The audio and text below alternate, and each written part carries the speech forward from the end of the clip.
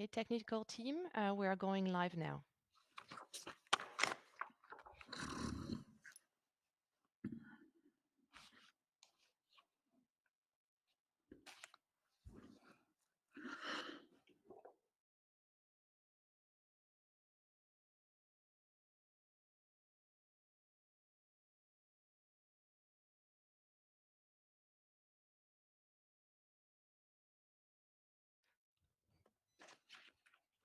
That's fine? Okay, perfect. So, dear colleagues, I declare open the plenary sitting of the 2020 annual session of the NATO Parliamentary Assembly. Welcome to all of you, and a special word of welcome to NATO Secretary General Jens Stoltenberg, who will join me on screen in a moment. The key theme for our sitting today will be how NATO adapts to remain a political, military, transatlantic alliance, unsurpassed today and in the future. 1 year ago, at their December meeting in London, Allied leaders decided to launch a reflection process on ways to strengthen NATO further.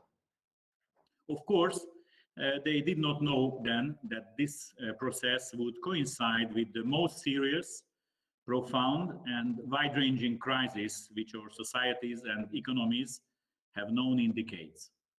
COVID-19 has taught us important lessons about our ability to sustain major global shocks as societies and as an international community.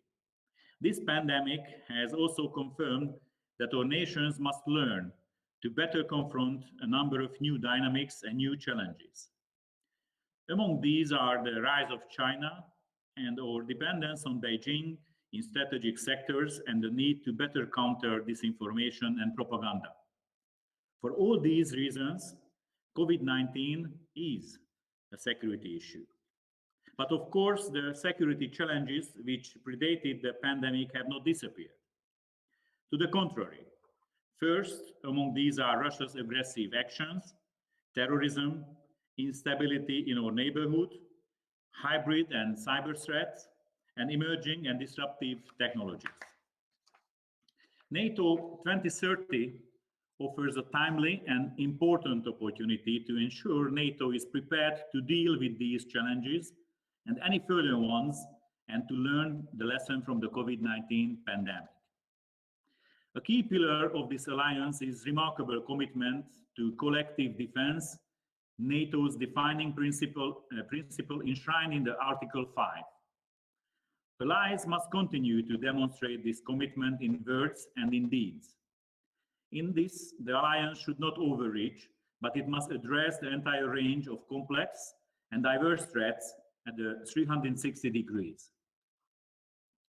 To back up this commitment, we must continue to maintain defense spending and investment in innovation and technology, despite the increased pressure on public budgets in the wake of the pandemic. But we must also work harder to achieve a fair sharing of the burdens and responsibilities for defense. This is essential for NATO's ability to address today's complex threat environment. But it is also essential for transatlantic unity and solidarity. The bond uniting Europe and North America is unique. It is the wellspring of NATO's unmatched political and military strengths, and we cannot let it weaken. Similarly, our values must remain our compass.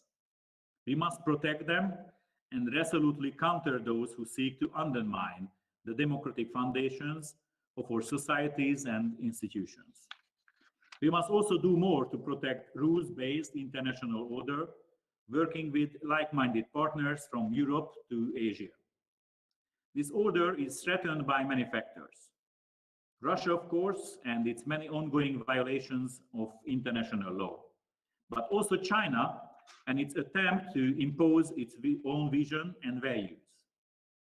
Let me be clear. China must act as a responsible global player.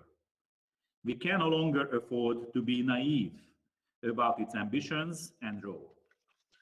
Recommitting NATO to shared values is also a prerequisite for strengthening the political dimension within NATO. Allies must consult more and better.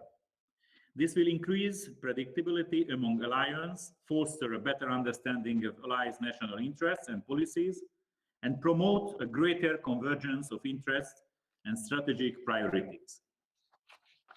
Allies must also make decisions faster and streamline their decision-making processes while preserving the fundamental principle of consensus. The diversity of today's threats and the multipolar world make it more difficult for many citizens to understand NATO's mission and contribution to security. Yet, public support is an indispensable element of NATO's strengths and credibility. We must strengthen communication and public diplomacy to explain how NATO delivers security for citizens. And we must back it up with necessary resources. Our Assembly is particularly well placed to support key elements of this vision, whether it is about enhanced political consultation, eradicating ourselves to our shared values, maintaining public support.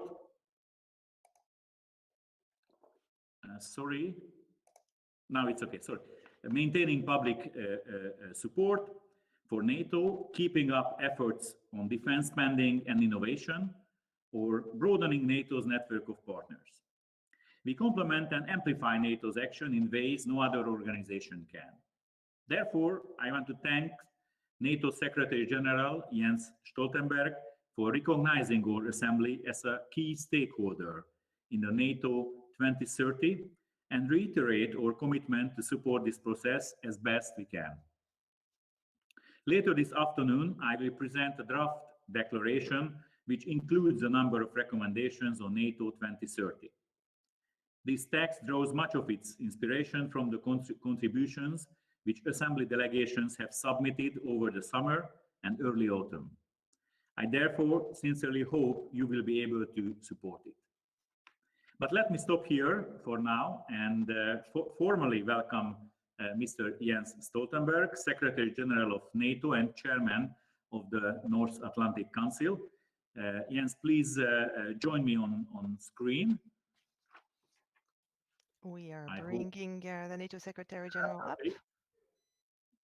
Some seconds, and the General Secretary is here with us.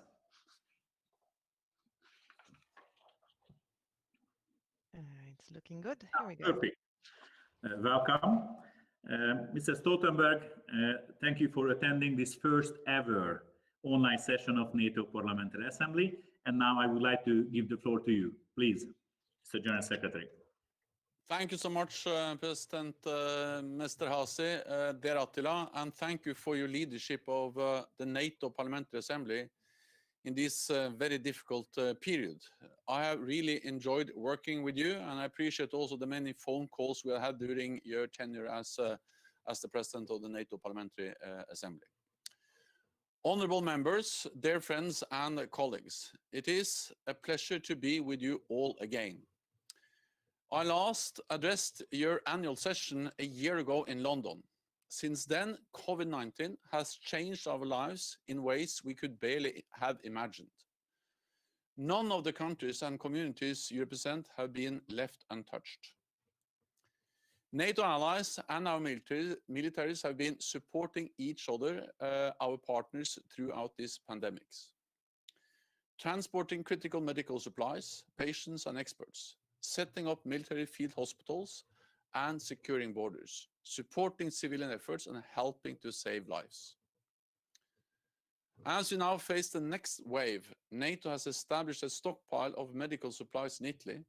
It's already being used to provide for allies in need. Just in the last few weeks, we have distributed hundreds of extra ventilators to our allies in Albania, the Czech Republic, Montenegro, and North Macedonia.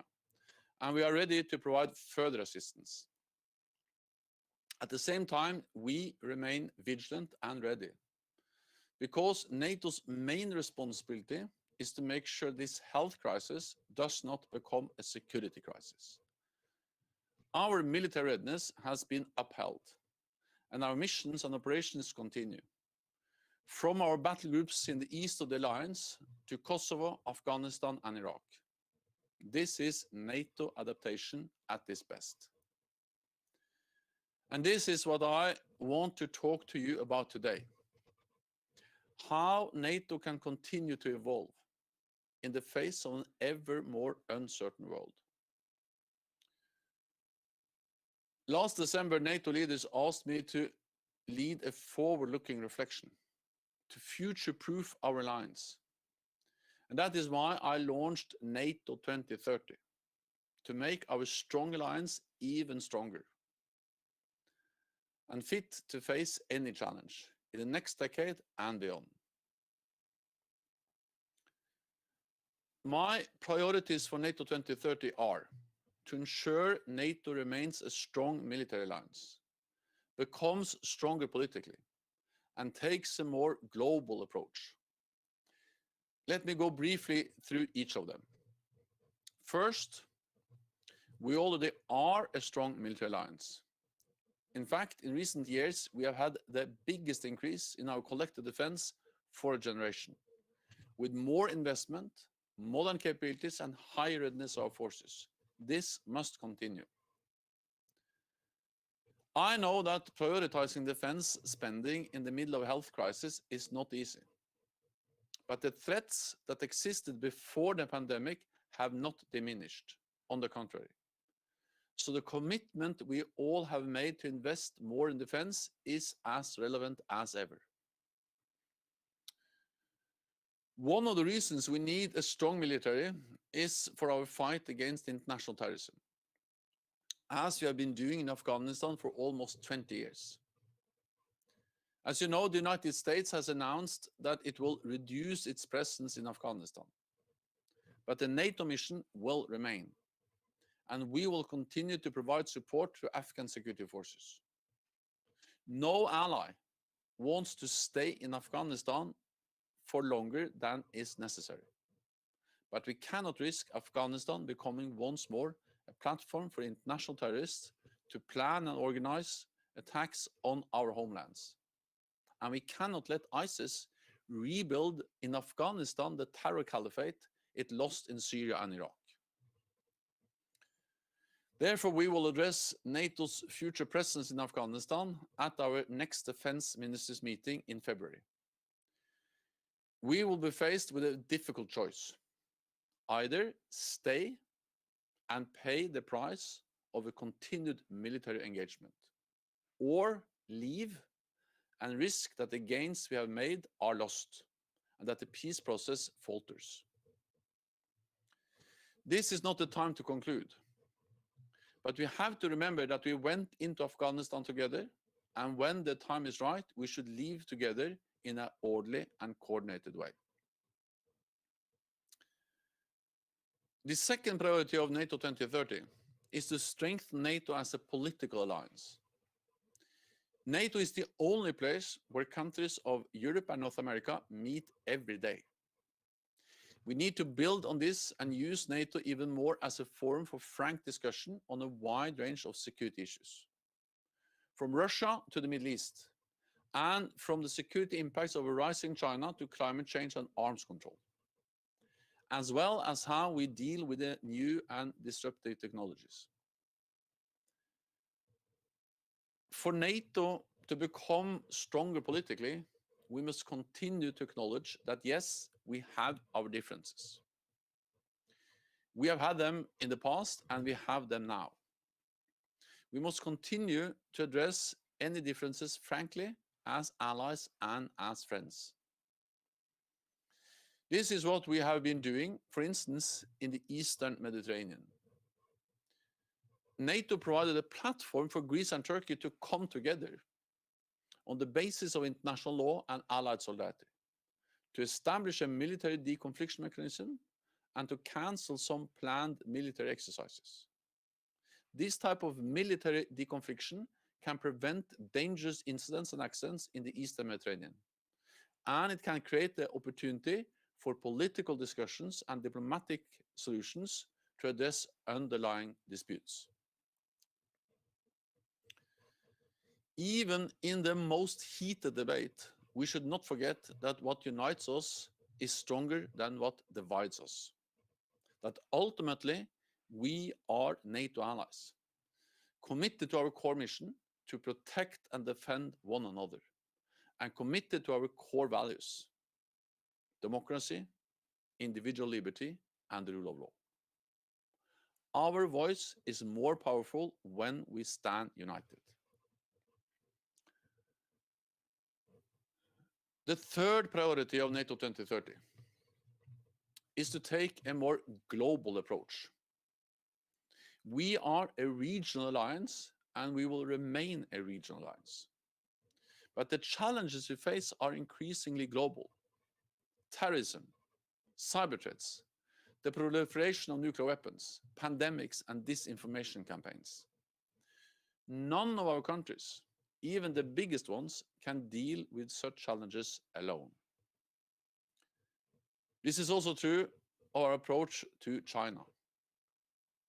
China is not our enemy, but its rise is fundamentally shifting the global balance of power, bringing many opportunities, especially for our economies, but also challenges to our security and our technological edge, increasing the pressure on our values and our way of life, and multiplying the threats to open societies and individual freedoms.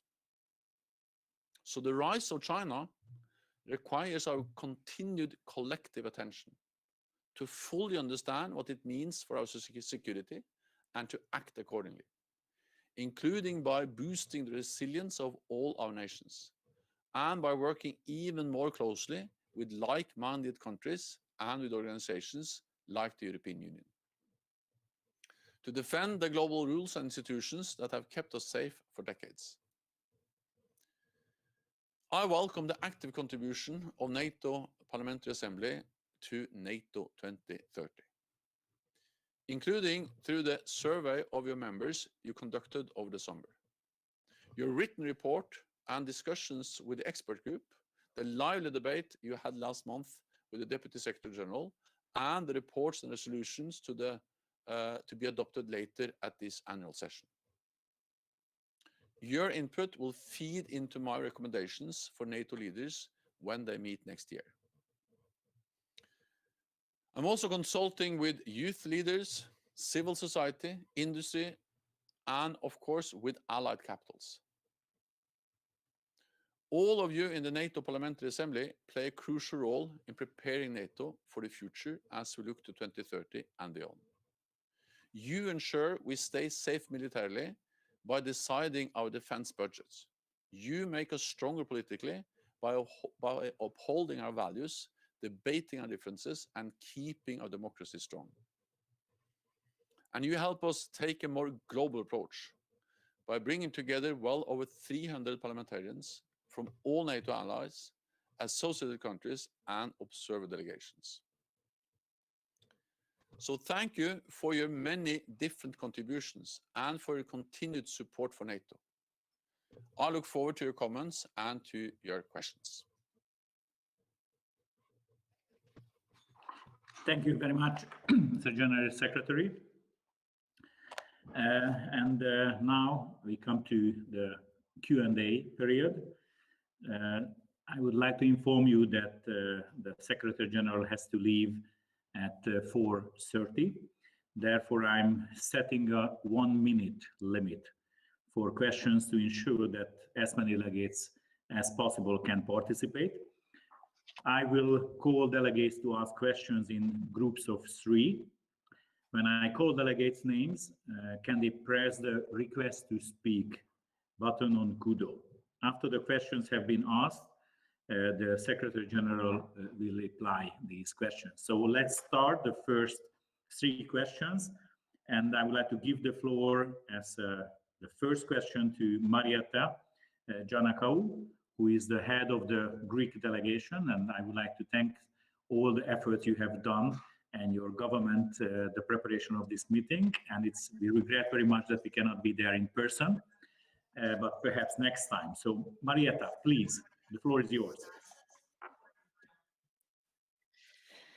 Κύριε Πρόεδρε, Χαίρομαι που Chairperson, we are very glad to have you with us, and of course the General, and we fully support his initiative. This initiative, NATO 2030, can meet all these three objectives. We need a NATO which would have military force, will be politically united, and will play an international role. Within this framework, Secretary General, cooperation of NATO with the EU is of paramount importance. However, the 2016 declarations and 2018 declarations and the 74 common objectives are not moving forward because a NATO member state does not recognize the EU as a total.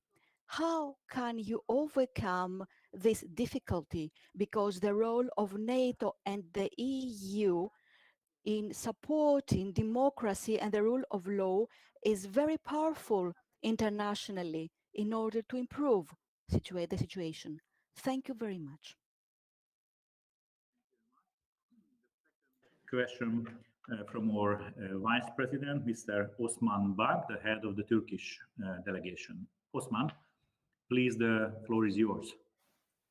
Thank you very much, General Secretary. Thank you, Mr. President. I will, for the past 2 decades, the EU has been deliberately excluding Turkey as a non-EU ally from its own defense-related initiatives. And NATO has not been successful in defending the rights and interests of non-EU allies vis-a-vis the EU in despite of the agreements between the two organizations against this backdrop. Why should we assume that the EU's security and defense initiatives, which are obviously in the direction of a more autonomous union, are good for NATO, as you often suggest publicly? How do you plan to uphold non-EU allies' rights and interests in the time ahead? Yesterday, the German warship and helicopter working for Irani operation stopped and searched a Turkish commercial ship in an abusive and hostile manner. The ship was carrying some commercial goods and mostly humanitarian assistance. Don't you agree that this kind of exclusive and uncoordinated operations will further complicate and harm the alliance? Thank you. Thank you very much, Osman. And the third one, Karl Lammers, our Vice President from Germany, our friend, head of delegation. Yeah, Secretary General, thank you very much for your great work in these turbulent times, for your excellent speech, and kind regards from Berlin. The corona pandemic is having a big economic impact on all NATO member states. This means the GDP might go down and the 2% target might be reached more easily. But important for us is to increase the capabilities of NATO. Do you think that the NATO 2% target is still appropriate in these circumstances, or do you believe that there are alternative ways of fair and effective burden sharing? Thank you. Thank you very much. And now, Mr. General Secretary, the floor is yours. First, I would like to say to the Greek representative, Maretta, that we all, of course, very much would have liked to be in Athens, but we all understand that because of the pandemic, that's not possible. Then I think this virtual meeting is a good alternative. Second, I had the pleasure of visiting Athens some weeks ago, and it was good to sit down with the Greek Prime Minister and discuss the way forward, also in some of the challenging issues we face when it comes to the situation in the Eastern Mediterranean. There are always some challenges when we try to expand and strengthen NATO-EU cooperation. But I strongly believe that we have made significant progress. We have, for the first time, agreed statements, created a political platform for further strengthening the EU-NATO cooperation through the declarations I signed with President Tusk and President Juncker in 16 and 18. We have identified 74 different areas, and we are working on them to deliver. Meaning, for instance, things like real-time warnings on cyber attacks, sharing information on malware, and we have also stepped up cooperation when it comes to exercises. I met recently President Ursula von der Leyen, and one of the issues we there discussed was how we can do more when it comes to, for instance, military mobility. So there are a wide range of areas where NATO and EU has a lot to do working together. Yes, there are some challenges, as there has always been, but the reality is that we have been able to lift the NATO-EU cooperation up to unprecedented levels. We have never seen such close cooperation between NATO and the EU as we do today, and then we need to continue to address some of the obstacles. Then Usman, it's great to see you again. Again, in one way, it's the same issue, NATO-EU cooperation. Well, I strongly believe that, first of all, we have to respect that NATO and the EU, we are two different organizations. We need to respect the integrity, the decision-making procedures of both EU and NATO.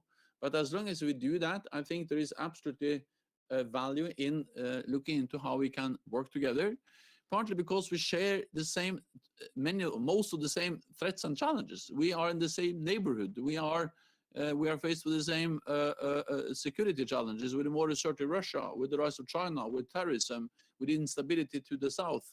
All of this is relevant for NATO and for EU countries. Second, we share to a large degree the same population. More than 90% of the people living in EU, they live in a NATO country.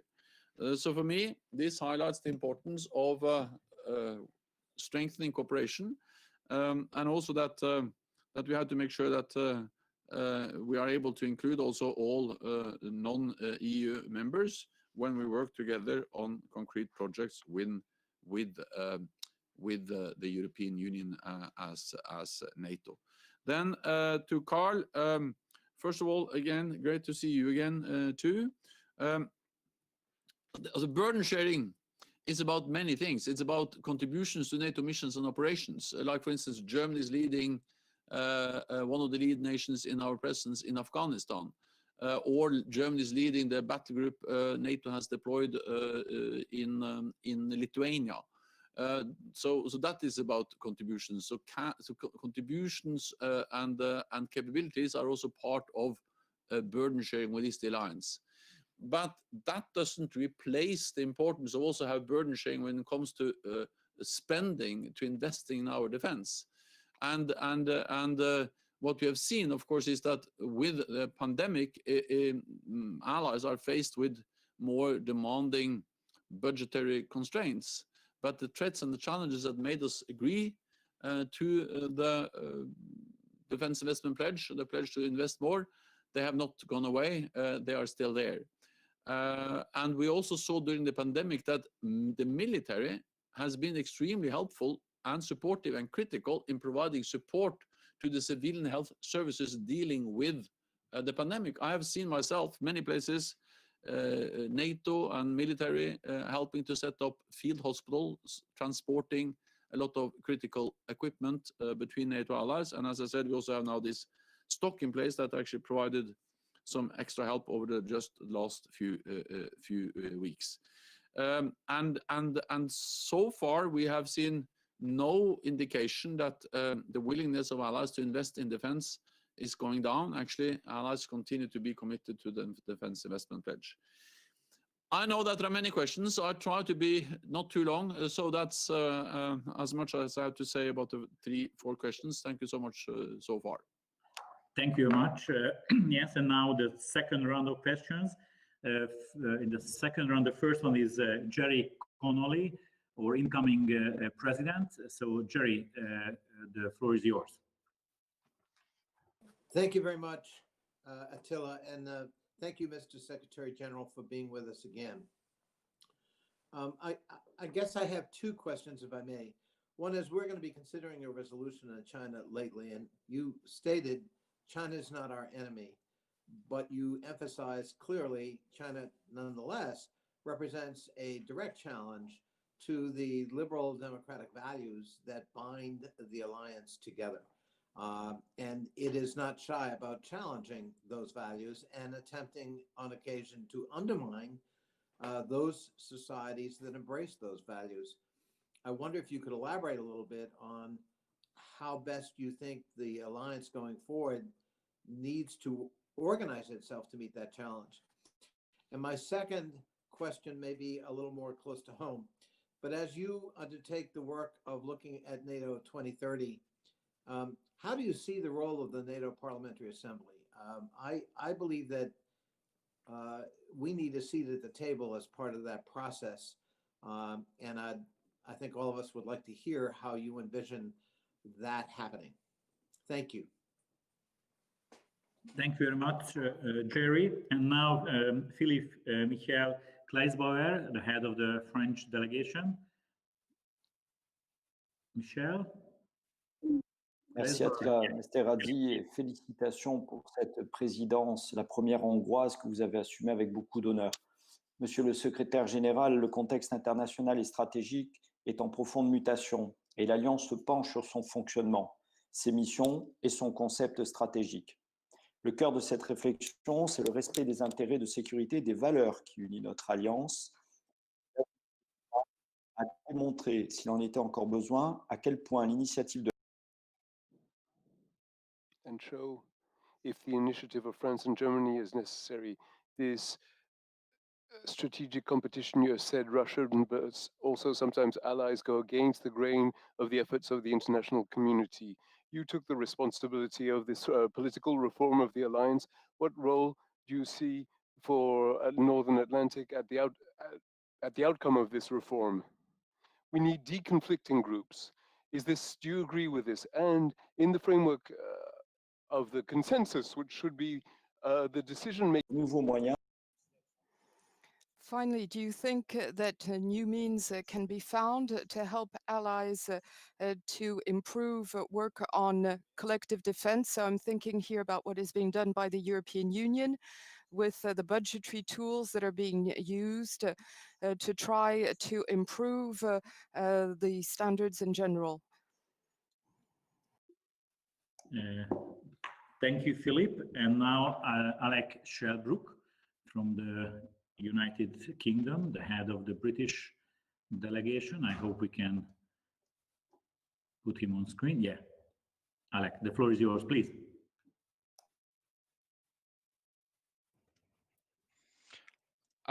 Thank you, Attila, and greetings, Mr. Secretary General from London. I'd like to focus my question on the High North, an area in which the two state actors of most importance to NATO, China and Russia, have significant strategic interests. We know that China, as a near-Arctic state, has ambitions to build an Arctic Silk Road and is exercising in the Baltic Sea. We also know that Russia's submarine presence in the North Atlantic is now higher than it was in 1983, that its shipbuilding program is the third largest in the world, that it's currently rearming its Northern Sea fleet, building new icebreakers and frigates to protect the area closest to its northern sea routes, and that this area will be of increasing importance to her over the next few decades. In September this year, the UK demonstrated its commitment to the High North by leading a multinational task group into the region, sailing above Scandinavian countries into the North Cape, successfully operating in challenging sub-zero conditions, gaining valuable experience of operating in the frozen High North environment, and further enhancing the UK's cold weather capability. Norway, Mr. Secretary General, is of course a fellow member of the Joint Expeditionary Force, the UK-led High Readiness Force of Northern Europe nations that is capable of countering hybrid and conventional threats, as well as the Northern Group, a UK initiative formed of 12 nations aimed at providing effective defence and security cooperation in the region. But I'd like to know what short and medium-term plans NATO itself is developing to ensure the protection of its own strategic interest in that area, and what NATO is asking of member countries in terms of encouraging them to develop increased naval assets, drones, and Arctic-ready material. Thank you very much. And now the answers. Thank you so much. First to Jerry. I know that you are not yet elected as the next president of the NATO Parliamentary Assembly, but as far as I understand, you are the only candidate. So I take the risk of congratulating you on the upcoming elections and looking forward to to working with you, and it's also great to see you again. Then you asked about China and as NATO has to address China in many different ways. And again, China is not an adversary, China is not an enemy, and we all know that the rise of China has been extremely important for our economies, and it has helped to lift hundreds of millions of people out of poverty. And this has been enormous progress for the people of China and for the rest of the world. Having said that, we are of course concerned about the fact that we now have a power which is becoming stronger and stronger economically, technologically, and militarily, that doesn't share our values. We have seen what they've done in Hong Kong, undermining the democratic rights of the people living there. How China deal with minorities in their own country, and also how they behave, for instance, in the South China Sea, or in approaching countries all over the world. For instance, when it comes to countries which behave in a way that China doesn't like. We have seen it against Australia, we have seen it against Canada, we have seen it against Sweden. And when I was Prime Minister in Norway some years ago, the Norwegian Nobel Committee awarded the Peace Prize to a Chinese dissident, and actually China then tried to coerce Norway to issue a public excuse for that decision. We didn't do so, but it just shows the way China is behaving, trying to intimidate, coerce other countries to act in accordance with their wishes. I think that the main response to this is that we have to stand together, both when it comes to responding politically, but also investing in technology, military capabilities, standing together. And when I go to the United States, I sometimes hear concerns from politicians, decision makers in the United States, that they are concerned about the size of China, that the economy of China soon will be bigger than the US economy. They have investments in military capabilities, they lead in some technological areas. And then my answer is that, well, if you're concerned about the size of China, then it's even more important for the United States to keep friends and allies close. And that's exactly why NATO is so important for the United States, not only for Europe. And the rise of China, if anything, it just makes NATO even more relevant and even more important. I strongly believe, then very briefly, resilience of our society is also part of how we need to deal with some of the threats and challenges we see from rising China. Then, NATO 2030, I really believe that the North Atlantic Parliamentary Assembly, or the NATO Parliamentary Assembly, can play and has already played an important role in NATO 2030. Putting forward all your ideas, submitting your proposals, your survey, and everything you have done as part of this project. But I also strongly believe that you can be important in the future. Because one of the main objectives of NATO 2030 is to strengthen NATO as a political alliance, bringing together North America and Europe, the only place that happens every day, and also being a place where we can have frank and open discussions when we disagree. Because I think the only way to address differences is not to shy away also from discussing them.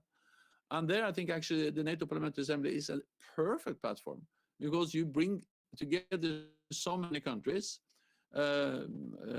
allies, partners, observing delegations, and you have a long tradition of having open and frank discussions. So I think the NATO Parliamentary Assembly as a political platform will be even more important in the future. Then Philippe, so I welcome EU efforts on defense. I think that's helpful and important. And of course, for instance, the only way for European countries to become stronger militarily is by investing more in their armed forces. And NATO has called for more defense investments for years. So when European allies now really have started to invest more, then that is something we absolutely welcome. So more defense investment by European allies is something which is good. and something that NATO has been asking for many, many years. So it will be strange if we were to regret that because we actually asked for it to happen. The same when it comes to defense industry. One of the challenges, and this is not me saying, but actually the European Union says, but I agree, is that one of the main challenges the European countries have is the fragmentation of their defense industry. There are so many different types of battle tanks, of helicopters, of all kind of frigates, ships.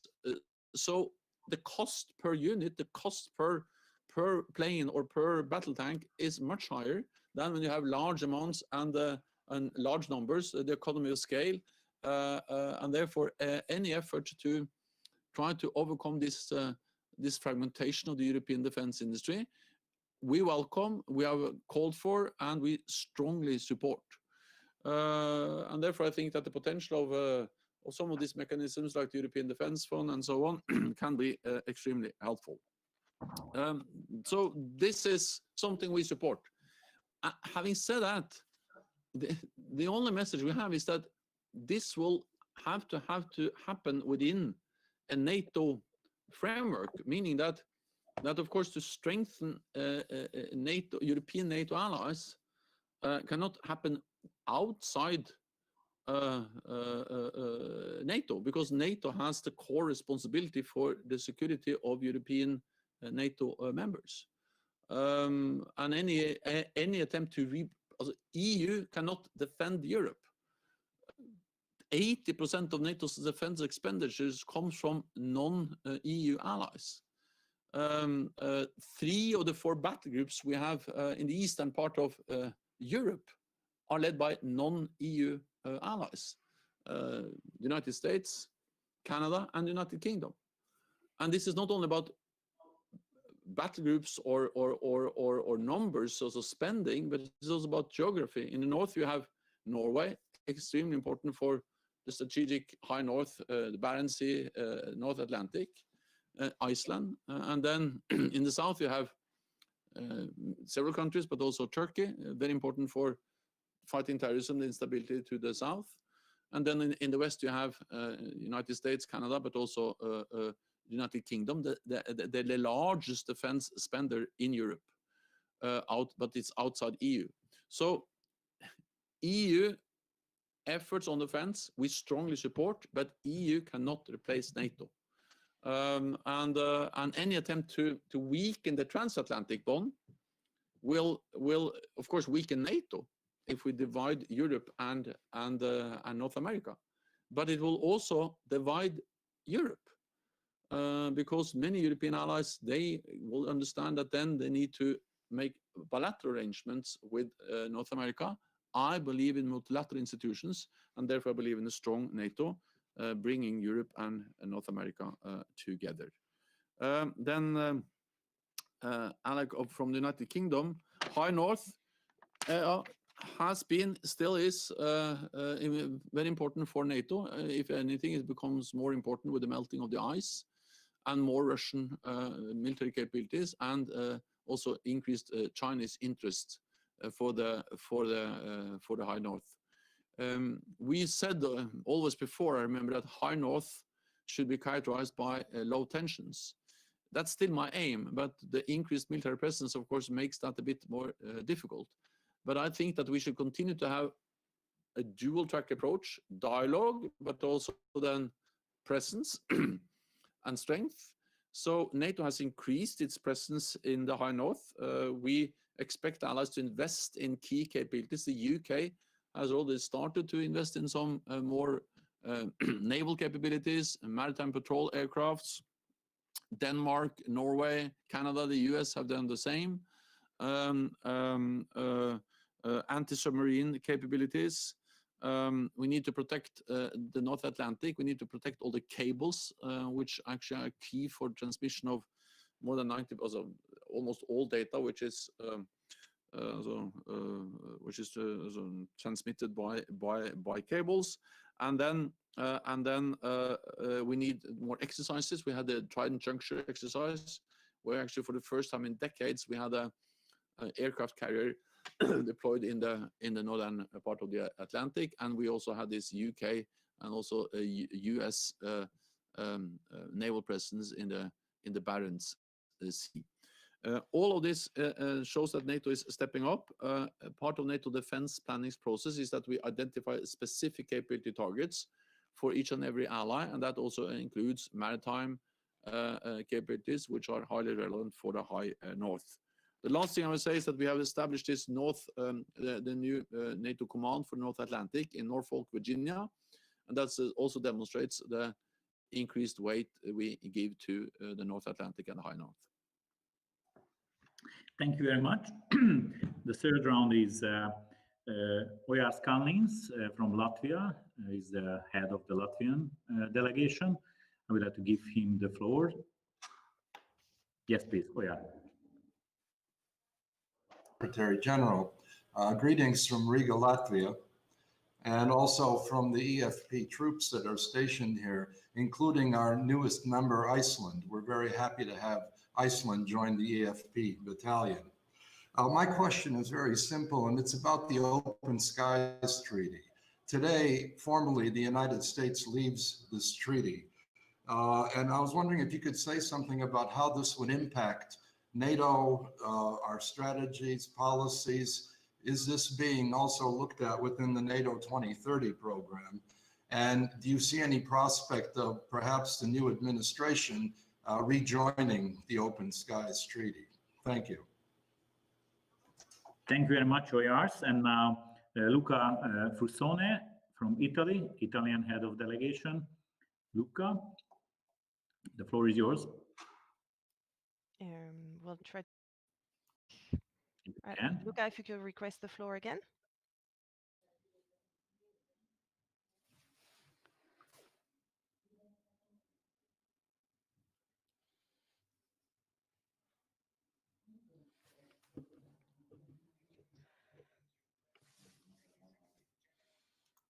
Grazie mille, buonasera a tutti.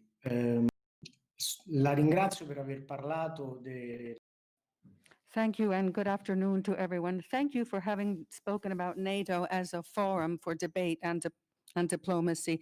This must always be underscored. But let me ask you my question.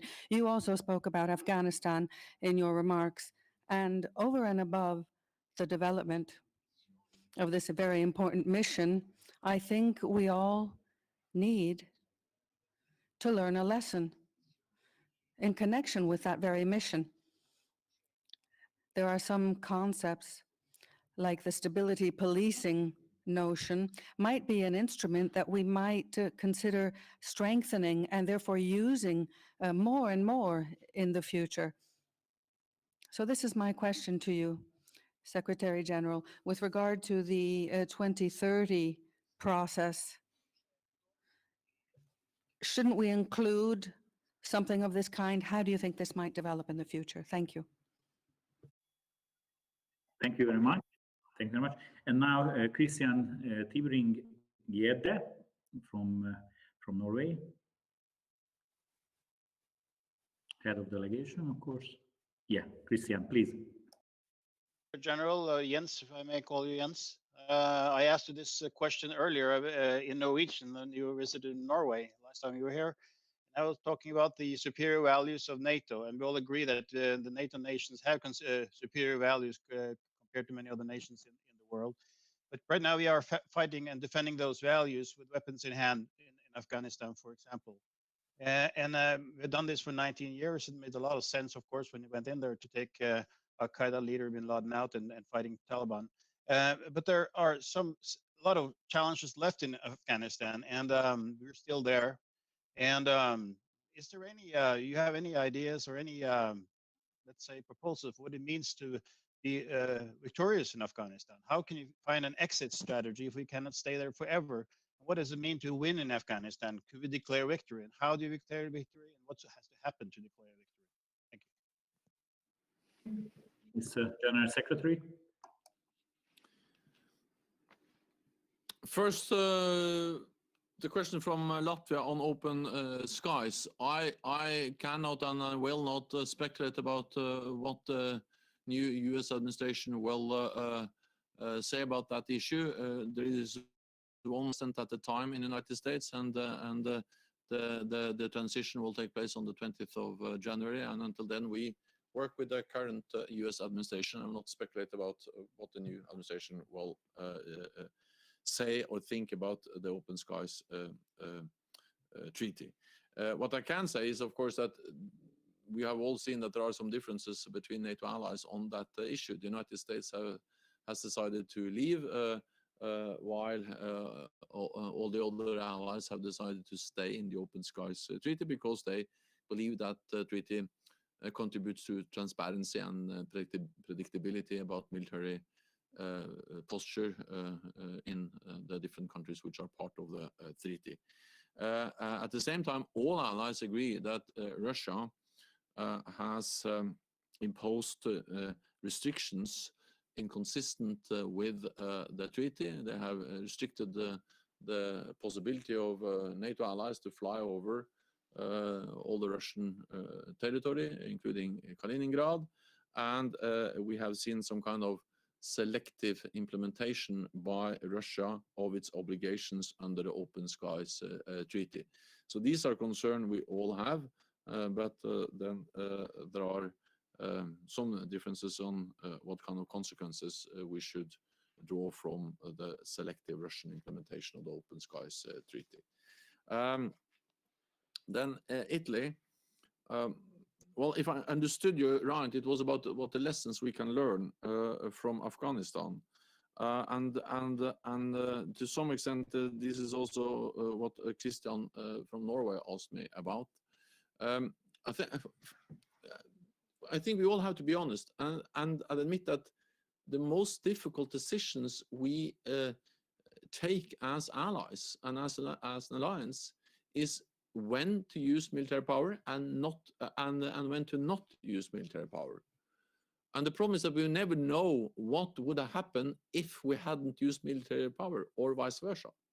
But what we know is that, for instance, I remember because that was when I was still as a younger politician in the 1990s, that the international community was very much criticized for not using military power to stop the atrocities we saw in Rwanda in the 1990s.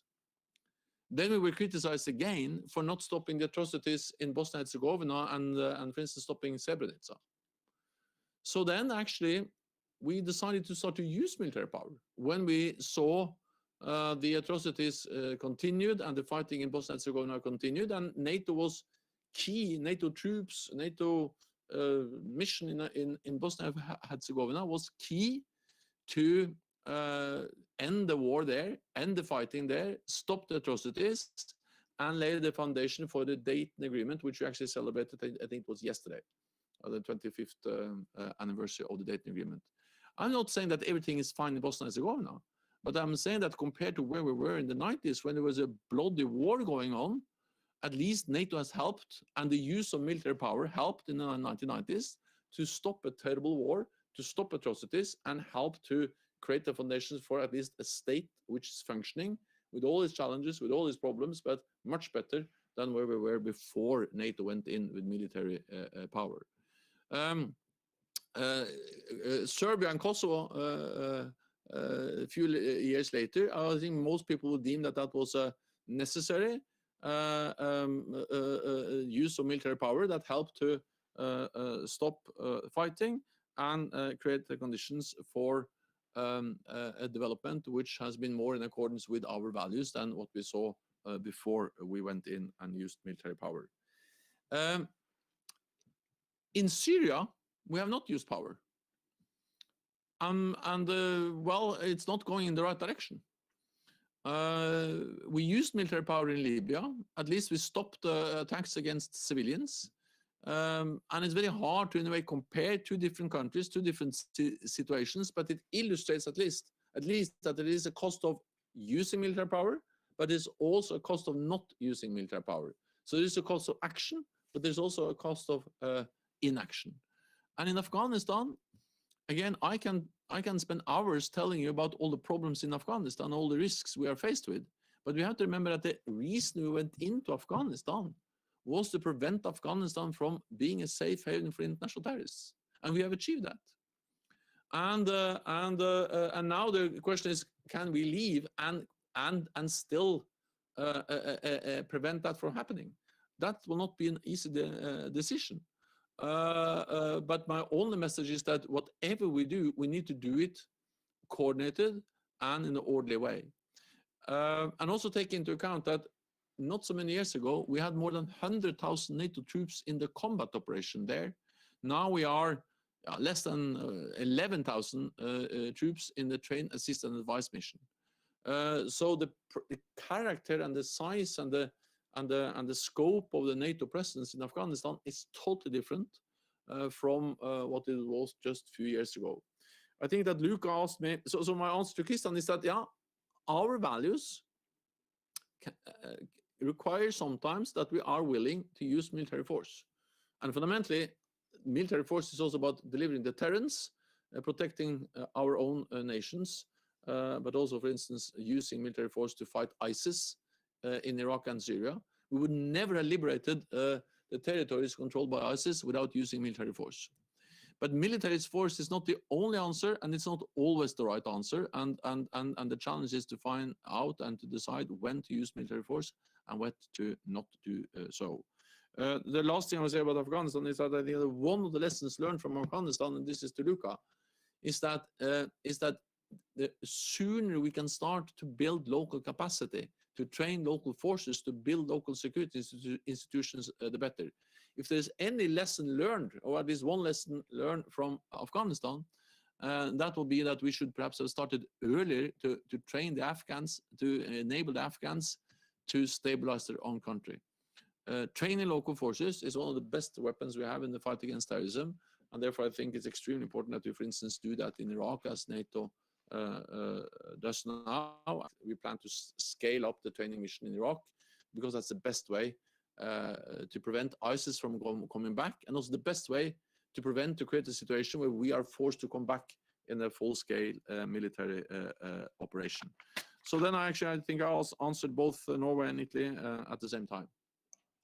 Thank you. And now three of my vice presidents. First, Mr. Philippe Folio from France. Philippe.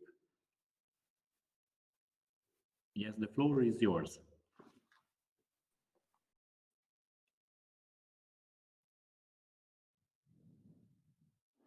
Can you hear me?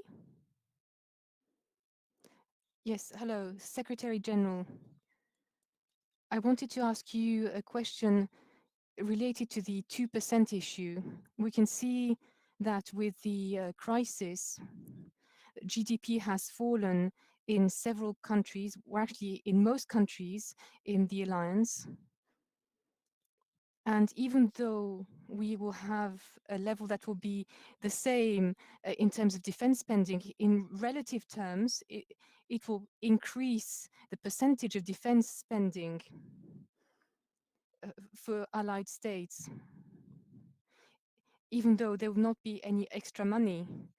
And therefore, I would like to understand if, in your opinion, the 2% target is still something that has to be reached, or shouldn't it be adapted given the current situation?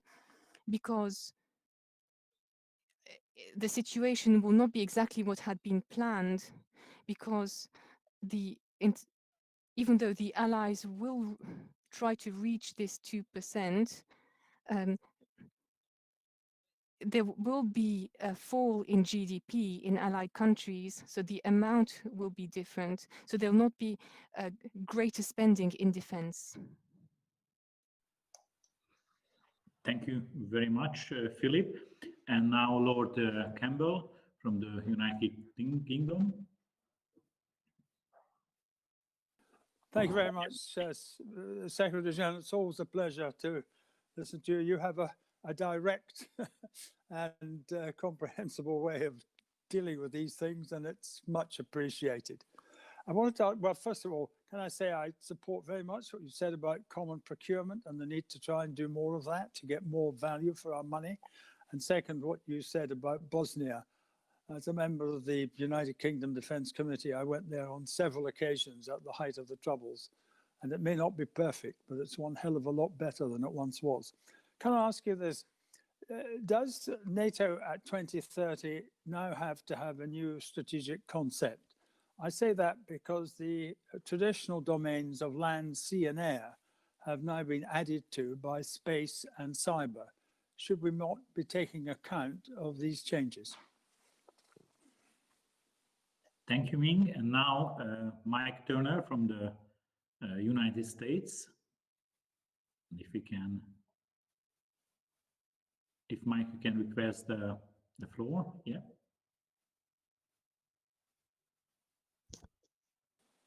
Yeah. Hello, Secretary General. Hello from Dayton, Ohio. Good to see you. I greatly appreciate your commitment to working with the NATO Parliamentary Assembly and, of course, our President, Attila, and your pledge to work with Jerry Connolly, our incoming president. We're very proud as a U.S. delegation of his upcoming leadership. I want to thank you for your strong words with respect to Afghanistan. They've been very important here in the United States as we have been taking up in Congress the debate on the issue of Afghanistan and the drawdown of forces. They've been very helpful, and I greatly appreciate them. My question is sort of a follow-on to Lord Campbell's. As you look to 2030, you identified that China is not an adversary or an enemy. Certainly, we don't identify Russia as that either. But their modernization efforts certainly do look at threats, which should be translated for us into capabilities. In the United States, we look at the potential adversaries' capabilities and how they can be a threat when we try to scope and fashion our own. I chair the Defense Committee, and yesterday we were told of Russia's modernization. They identified their nuclear weapons as the most modern in the world, and of course, they're pointed at us. How in the 2030 process are you looking to the modernization of our adversaries, and how that might be a map, if you will, of what we need to undertake? Thank you. Thank you very much. And now the Secretary General. First, to Philip about the 2%. You are absolutely right, and you have a valid and very relevant point. And I think also I was asked that question a bit earlier in this same round of questions. And of course, what matters for NATO and for our defenses in the different allied countries is the absolute number of money invested in our defense. So the percentage in itself is not in a way what decides whether we have enough money or not. It is the absolute number of dollars or euros or whatever it is that we are making available for our armed forces, for our defense budgets. Why and of course when GDP goes down then the percentage will go up even without any increase in defense spending. That's in a way obvious. But I think that the 2% guideline still matters for a couple of reasons. First of all, the size of the economy says something about the ability, the strength, the kind of income for an ally to spend. So when we speak about burden sharing, of course, a country with a very small economy compared to a country with a big economy, we need one way to be able to compare. Then it's not fair in a way to look at the total defense spending of a country like Norway and compare that to the total defense spending of United Kingdom or US with many times as a big economy. And we know that in NATO we have even smaller countries with even smaller GDPs. So the reality is that we need a way to compare. And then GDP makes sense because that reflects the size of the economy. And that's the reason why we also use 2% when we speak about burden sharing. So I think the 2% guideline still is important for comparing burden sharing between allies. Absolute numbers make zero sense when you try to compare when we have so different size of the economies. Second, we all hope that the GDP will start to grow again. So I agree that this year, maybe in the next year, there will be some allies increasing their share, not because they spend more, but because GDP is going down. Having said that, even with the current estimates for GDP, the majority of NATO allies will not be at 2%, so it's plenty of room to increase.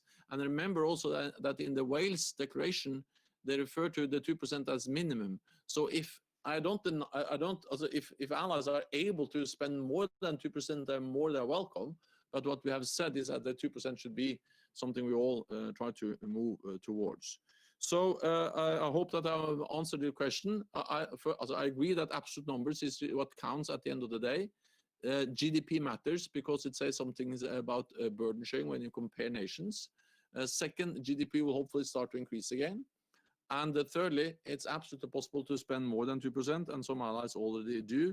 For instance, the UK just presented a defense plan where they actually increase further over 2%, and the United States also spends clearly more than 2%. I think it's 3.5 or something like that.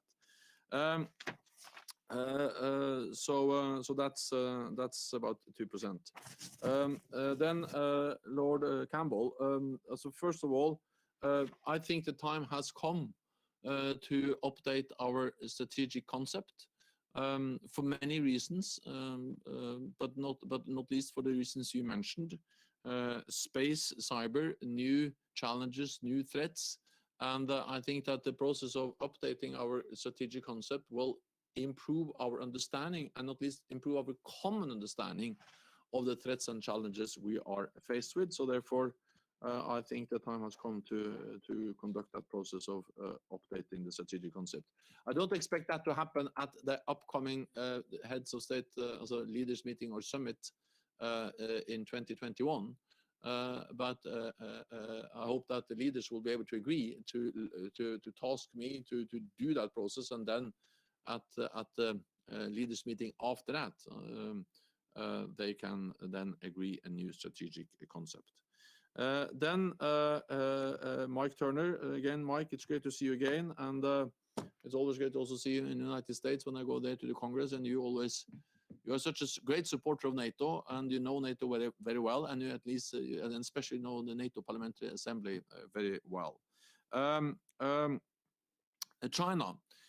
Well, one of the main purposes of NATO 2030 is to make NATO more global. And to make NATO have a more global approach. Then I know that some people get a bit scared because they think that that means that we should start to have members from all over the world. No, I don't think so. I think that NATO should remain a regional alliance, North America and Europe. But the fact is that the threats we face are more global, and the challenges we face are more global. And of course, this is not moving NATO into also the South China Sea, but it is about taking into account that China is coming so much closer to us in cyber, in our infrastructure, and we need, and also their military capabilities are more and more long-ranging. So of course, all of this matters for NATO when we assess, analyze potential threats and challenges we will face in the future. China is a great power. They don't share our values. And therefore, we need to stand up for our values. We need to work with like-minded countries. And I believe especially that we should strengthen further our cooperation with like-minded countries in the Asia-Pacific region.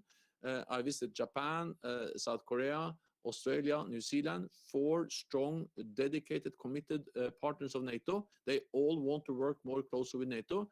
And I think that our political response to the political challenges we see from China not sharing our core values, democracy, individual liberties, just makes that cooperation with other like-minded partners even more important.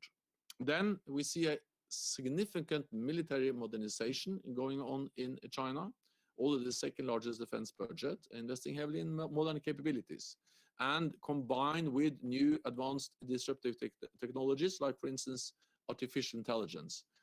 That just underpins the importance of NATO investing in defense, in military capabilities, but also, of course, in technology, and that we bring all together, including in working with our industries to make sure that we maintain the technological edge, which has been so important for NATO for decades. And the third area I will mention is, of course, resilience. We see more and more Chinese investments in critical infrastructure, in ports, in airfields, in airports, in railways, and also in telecommunications, 5G.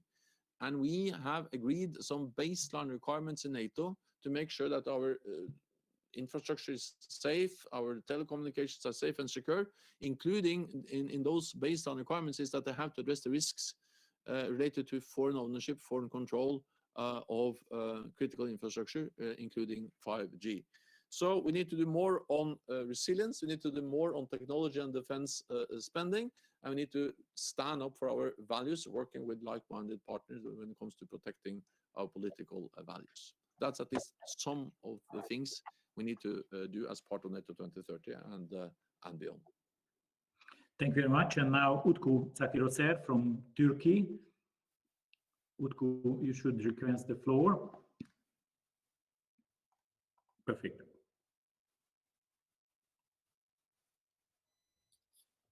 Do you hear me? We can hear you, Utku. Yeah. Yep. Secretary General, thank you very much for your presentation. I would like to ask you, how do you assess the situation in Nagorno-Karabakh after the recent agreement which has been struck by Russia?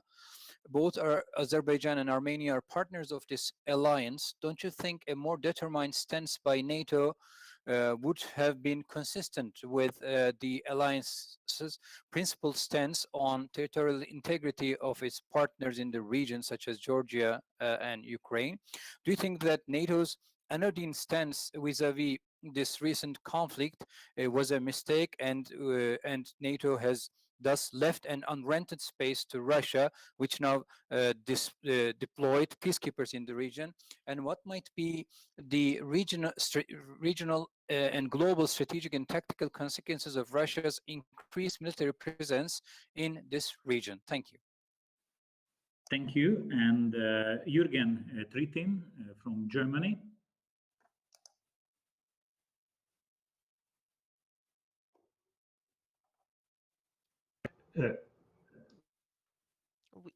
Yes. I have two questions. The first one is, you referred that NATO will discuss the problem of Afghanistan in February. If it's come true, what is very likely, that the more or less unconditioned withdrawal of the US will take place in December or January, don't you think that February is a little late? The second question I have is with a reference to Vice President Osman. It's, to be very frank, Turkey is not sharing the values of NATO. In Turkey is no rule of law. But now the Erdogan regime has reached a new level, threatening vessels of NATO partner Germany today, of NATO partner France some months ago. Massive breach of a UN arms embargo on Libya. Turkey is violating Europe's exclusive economic zone, and they enabled Azerbaijan to break the OSCE truce in Nagorno-Karabakh. Shouldn't we look at Turkey not as a partner, but as a spoiler and a threat to NATO? Thank you very much. And in this round, Yegor Chernia from Ukraine, the head of the delegation. Yegor, please request the floor.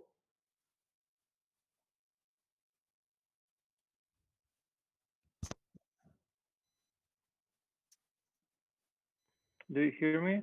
We can hear you, yeah. Please. Yegor, can you please request the floor again, and we'll bring you back up on screen.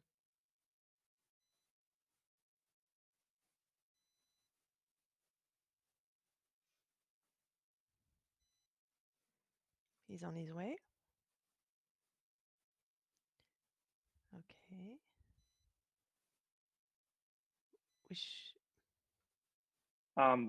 Do you hear me? Do you hear me? We hear you, Igor. Yeah. Oh, greetings from Kiev, Ukraine, dear Secretary General, dear distinguished colleagues. Unfortunately, Russia continues its aggressive policy towards the countries of Eastern Europe and the Black Sea region, threatening not only their neighbors, but also global security. The militarization of the Black Sea has reached unprecedented proportion, and according to some sources, nuclear weapons have already been deployed in Crimea. The civilized world can only resist this threat together. And without the active participation of Ukraine, which de facto is already the eastern flank of NATO, it will be very difficult to constrain Russia. In our opinion, it would be logical and useful for all countries adhering to democratic values to jointly resist the Russian Federation and its allies. And an important step for this would be the provision of map to Ukraine as implementation of the decision of Bucharest Summit 2008. But for now, I would like to ask you, dear Secretary General, what steps NATO will take in the near future to constrain Russia in the Black Sea and facilitate the demilitarization of this region? Thank you. Much. Thank you very much. And now the answer. First, on Nagorno-Karabakh, the question from Turkey. You're absolutely right that both Armenia and sorry, and Azerbaijan are partners of NATO, but NATO is not part of the conflict in Nagorno-Karabakh. And I think it's important to be aware of that also, because that's also the reason why we have not, of course, been involved in the conflict. We welcome the cessation of hostilities. We take note of the recently signed agreement, and we strongly call on all sides to refrain from actions that could lead to the resumption of hostilities again. And then we also believe that unresolved issues should be dealt with at the negotiating table, not on the battlefield. And we hope that can now be the case as we move forward. Then the question was from Jürgen from Germany. Again, good to see you again. The US has not decided to withdraw, to leave Afghanistan. What the US has decided is to reduce their number of troops from 4,500 to 2,500. At the same time, the US has made it absolutely clear, and our military commanders have confirmed that they have they will maintain what we call enablers as the support, especially aviation support, helicopter support, fixed wing and rotary wing support to the NATO missions, including the German mission in Mashhad, which has been extremely important element, part of the NATO presence in Afghanistan. But the reason why I believe that the defense ministerial meeting in NATO in February will be so important is that the United States and Taliban signed an agreement, and this agreement has been welcomed by all NATO allies. And in that agreement, it is stated that all international troops should be out of Afghanistan by the 1st of May. At the same time, we know that this is conditions-based. We will only leave if Taliban has met their side of the agreement. Yeah, early next year, around the defense ministerial meeting, we need to assess whether we believe that Taliban meets the conditions, and therefore we need to then decide whether we think the time has come to leave Afghanistan, risking that we can lose the gains we have made, including risking that Taliban will be back controlling the country, and of course that ISIS can also gain ground and try to re-establish the caliphate, the terror caliphate they lost in Iraq and Syria. They will try to re-establish that in Afghanistan. Or we can stay, but then of course we will then be involved once again in a military presence in Afghanistan, which has a high price economically, but not least politically, and most important of all, when it comes to human lives. So I'm only saying that this is an extremely difficult decision. We all saw the importance of using military power to defeat ISIS in Iraq and Syria. We all know the risk that if we leave too early from Afghanistan, they can come back there. But at the same time, we have been there for many, many years. So there are also many allies who are now looking for the possibilities to try to reduce their presence in Afghanistan. My message today is that whatever we decide, we have to do it in a coordinated way. We should avoid any rush to the exit, any attempts by individual allies to take unilateral decisions. And I welcome the strong commitment of Germany and also the clear message from Germany to be coordinated with other allies. Then Turkey is a valued ally and an important ally because they play a key role, for instance, in the fight against international terrorism. Turkey is the only country bordering Iraq and Syria. They have been important in providing the infrastructure, the platforms for liberating the territory controlled by ISIS. No other ally suffer more terrorist attacks than Turkey, and no other ally hosts more refugees, close to 4 million refugees. At the same time, there are some issues and there are some concerns, and I have expressed those concerns related to, for instance, the consequences of the Turkish decision to acquire S-400 air defense system, the situation in the Eastern Mediterranean, Libya, and other issues. I have raised these issues in Ankara. I also stated clearly that NATO is founded on some core values, the rule of law, democracy, individual liberty, and I attach great importance to those values myself. But I strongly believe that NATO is a platform where allies, when they disagree on issues, be it Eastern Mediterranean or S-400 or any other issue, then we use NATO as a platform to at least address those values and see how we can try to reduce tensions and try to find some kind of unity, as we try to do with the deconfliction mechanism that was established at NATO to reduce the risk for incidents and accidents in the Eastern Mediterranean between two valued NATO allies, Turkey and Greece. Then on Ukraine and the Black Sea, we are stepping up. We have increased our presence in the Black Sea region. We're working with Ukraine. We're working with Georgia, and of course we have also NATO members who are littoral states: Turkey, Bulgaria, Romania, and we have increased our cooperation with our two valued partners, Ukraine and Georgia. We will also have a foreign ministerial meeting next week, and there we have a dedicated session to Black Sea security, and we will invite the foreign minister of Ukraine and the foreign minister of Georgia to participate in that meeting. Thank you. Thank you very much. And now the last round of questions. Niall Fridbergsson, who is the head of the delegation of the Icelandic delegation. Niall, please request the floor. Yeah. Yeah, perfect. Do you read me? Thank you. Dear Secretary General, I want to start by expressing my contentment to see that there will be a special debate here today on furthering the implementation of the landmark resolution of the United Nations Security Council 3025 on women, peace and security.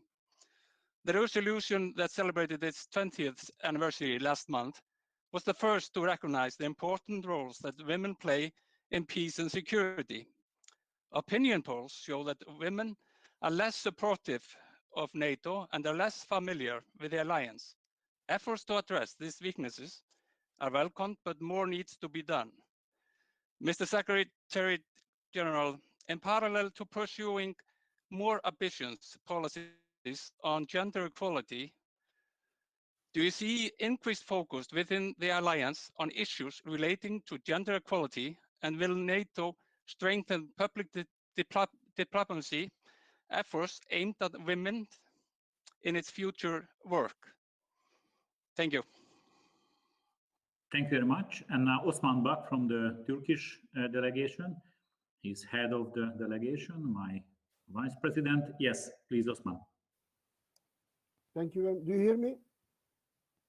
Thank you very much, General Secretary, for your comments about Turkey, for concerning valued NATO ally, and for your assessment concerning the issues, conflicts. We are always open to dialogue, but first, I would like to say that I don't agree with German colleague, which was he spent about Turkey and our president, what he said.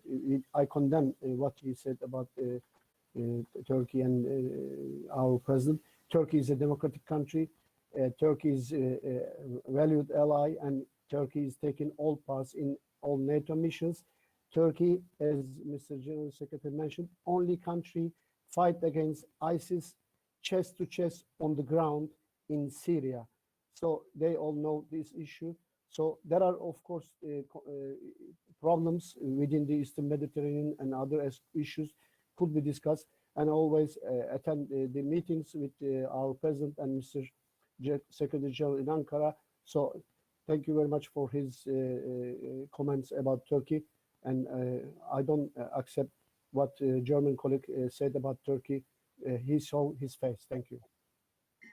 Thank you very much, Osman. And now Thanasis Davakis from the Greek delegation, deputy head of the delegation, and he will end the Q&A session. Yes.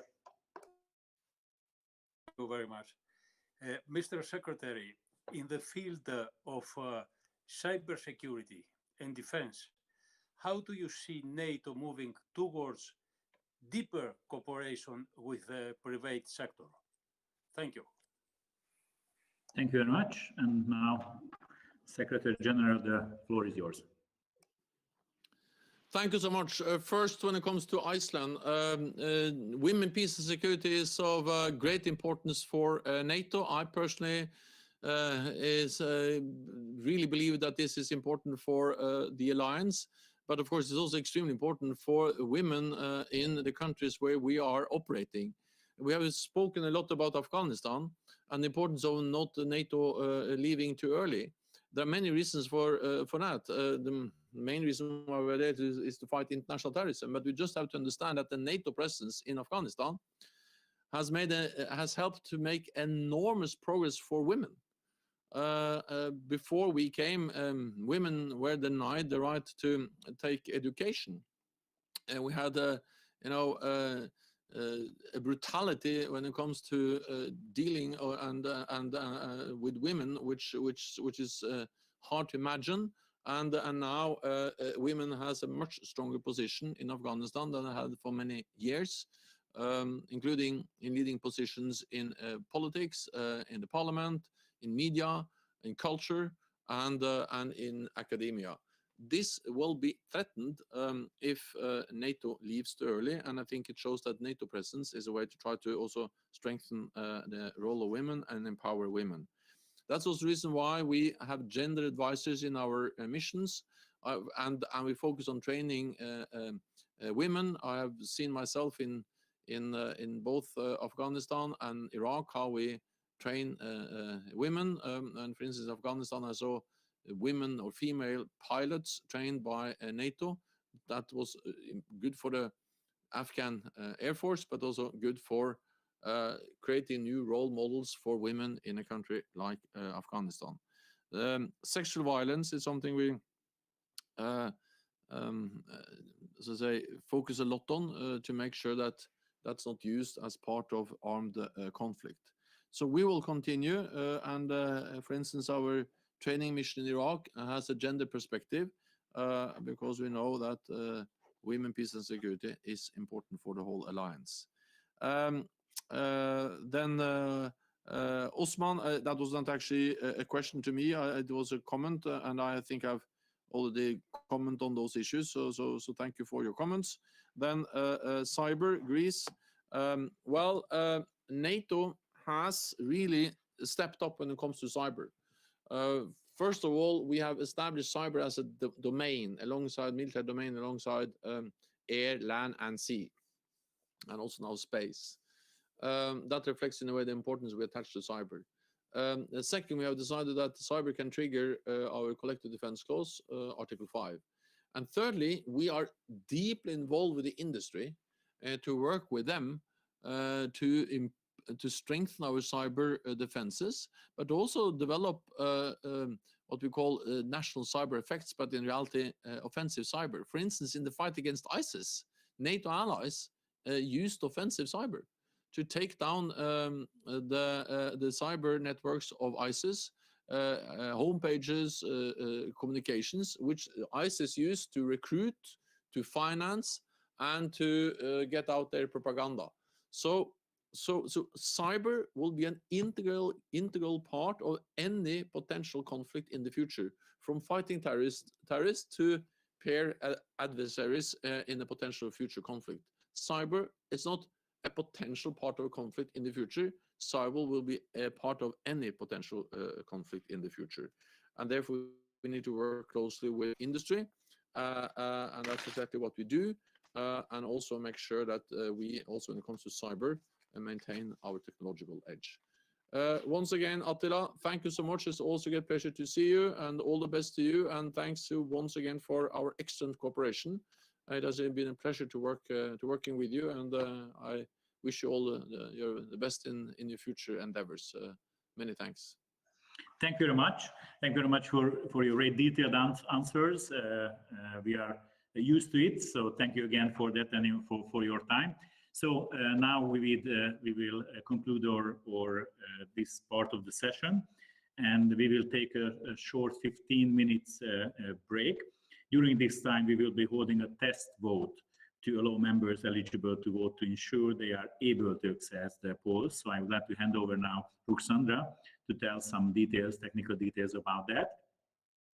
Ruxandra, please. Thank you, Mr. President. Indeed, we have started a test poll. On the right-hand side of your screen, you see the icon polls. You can go under there. And this is obviously for member delegations of the NATO Parliamentary Assembly. So partners, it won't work. But any full member of NATO PA delegations should be able to vote. And if you're facing any difficulty in voting, please write in the operator chat box. So under messaging on the right side of your screen, in the operator chat box, indicate if you're having any difficulties voting, and our staff in the background will try to address this. And alternatively, you can write an email at the email address vote@nato-pa.int. Thank you, Mr. President. And so we'll keep the vote running for the 15 minutes of the break, so that members can test it and we can solve any issues. Thank you. And now we will have the break for 15 minutes. So please come back online for 45. Thank you very much. Thanks.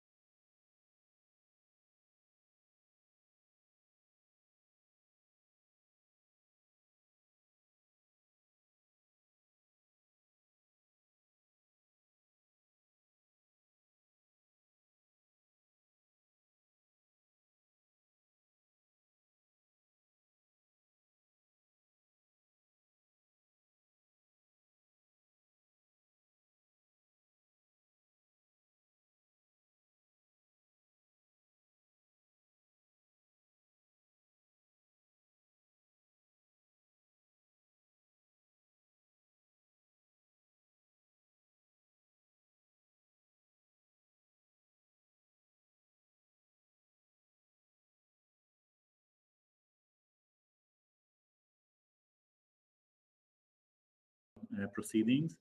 I would like to invite Karl Lammers, our Vice President, head of the German delegation, to announce the winners of the Karl A. Lammers Peace Prize.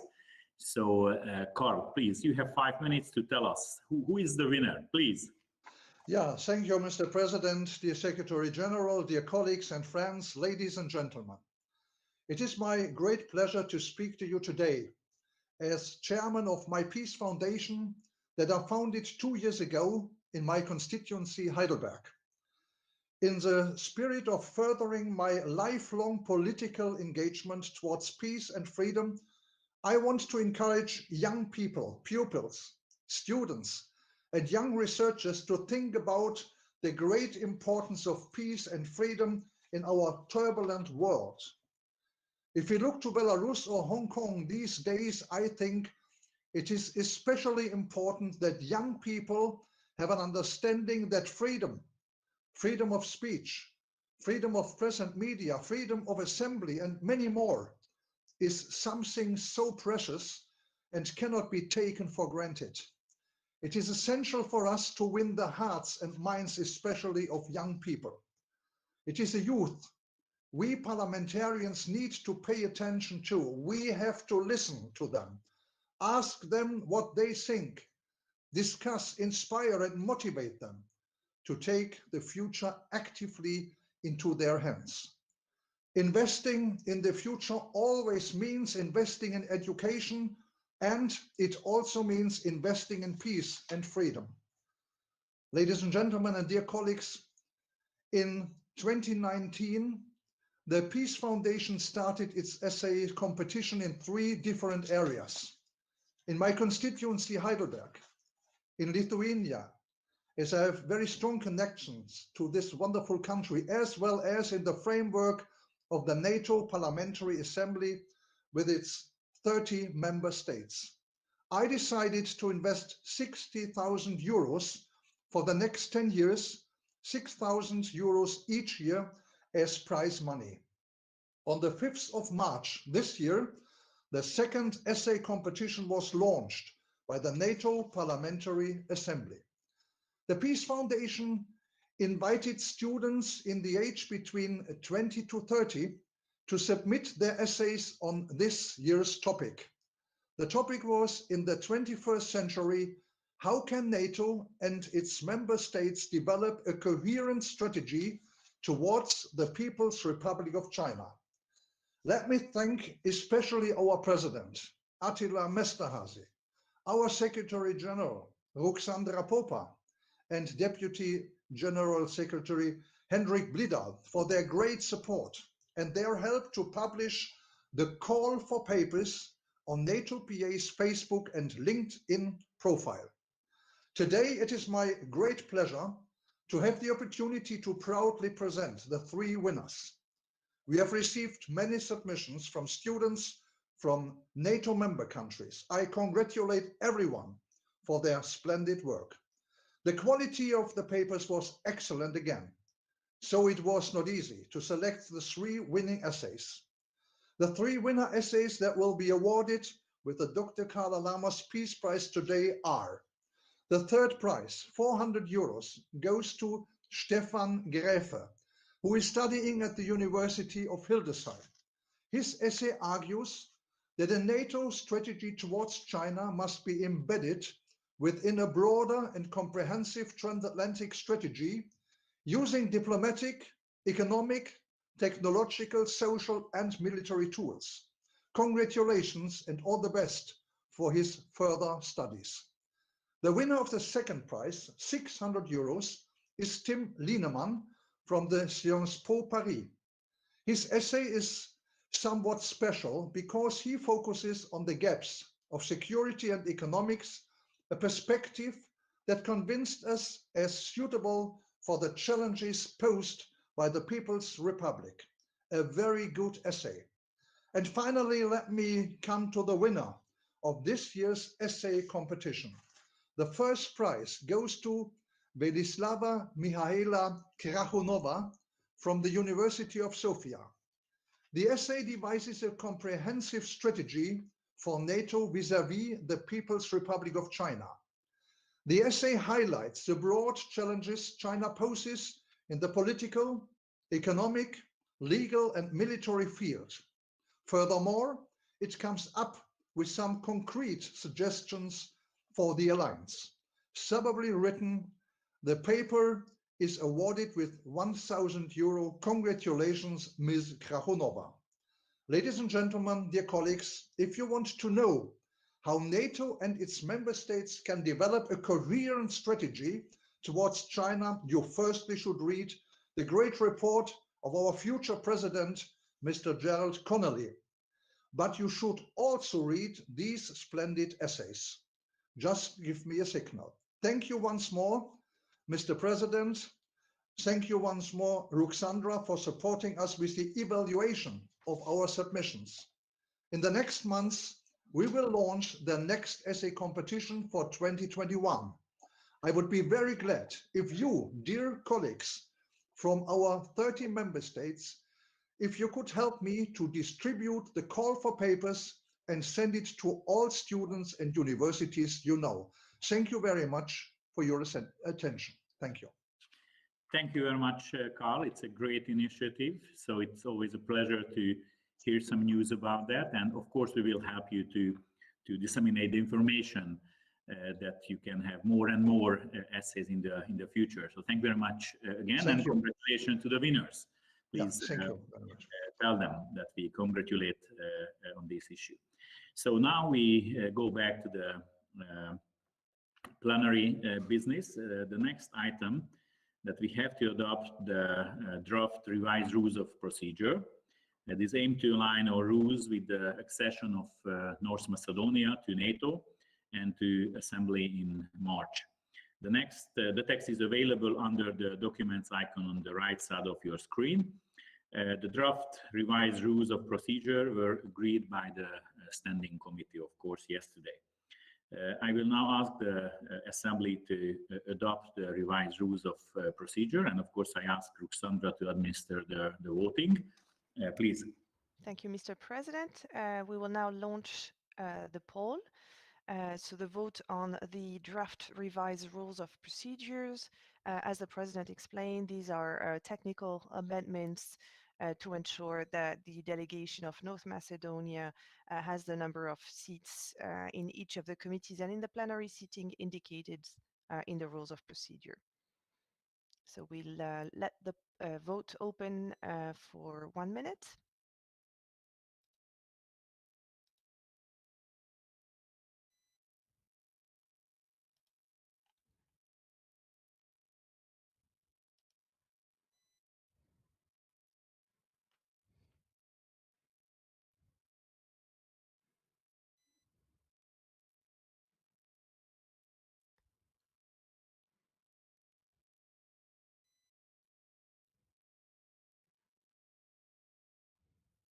A few more seconds.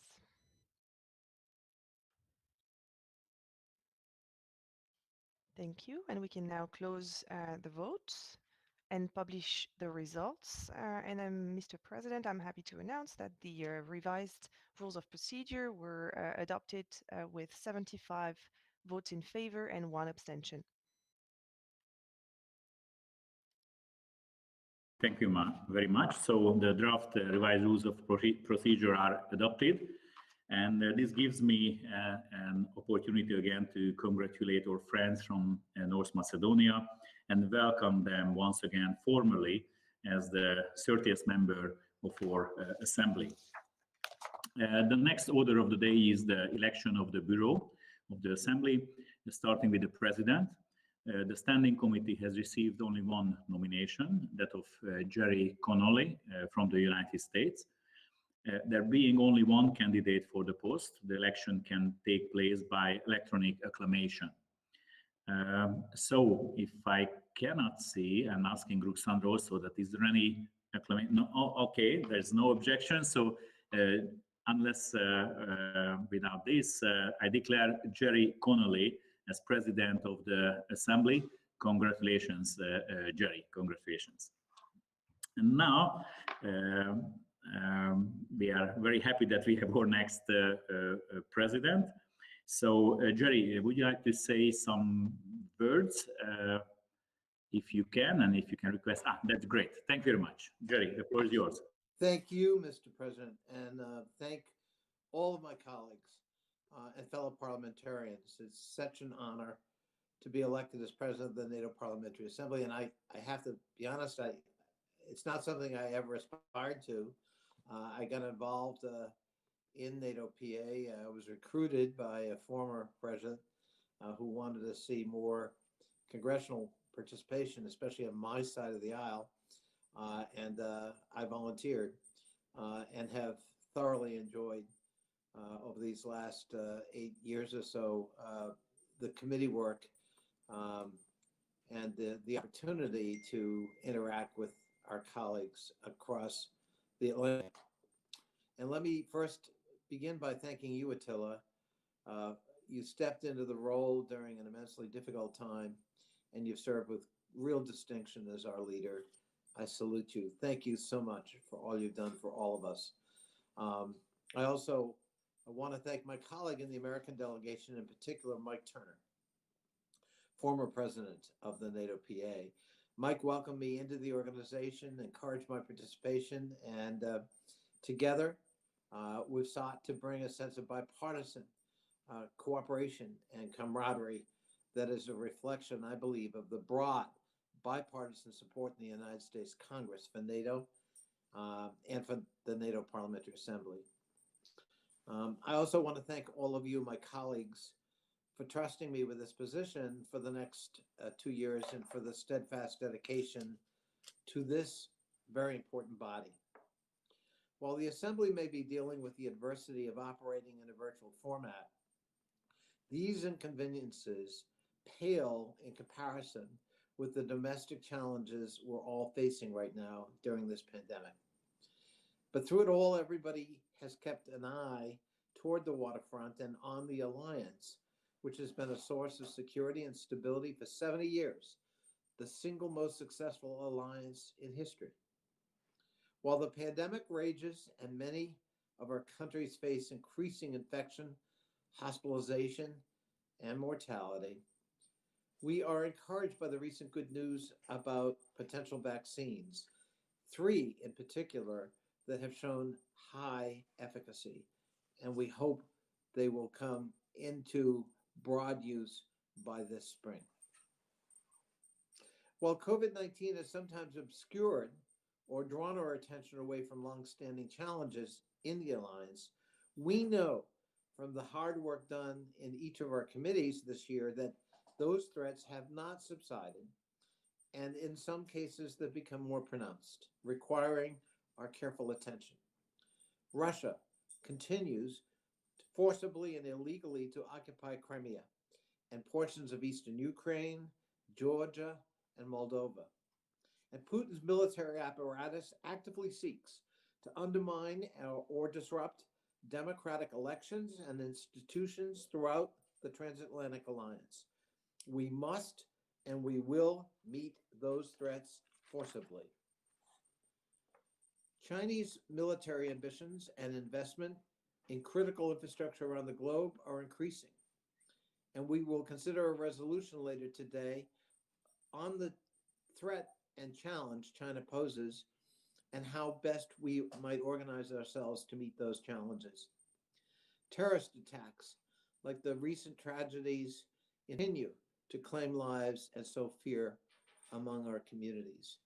And the global march of autocracy has quickened its step.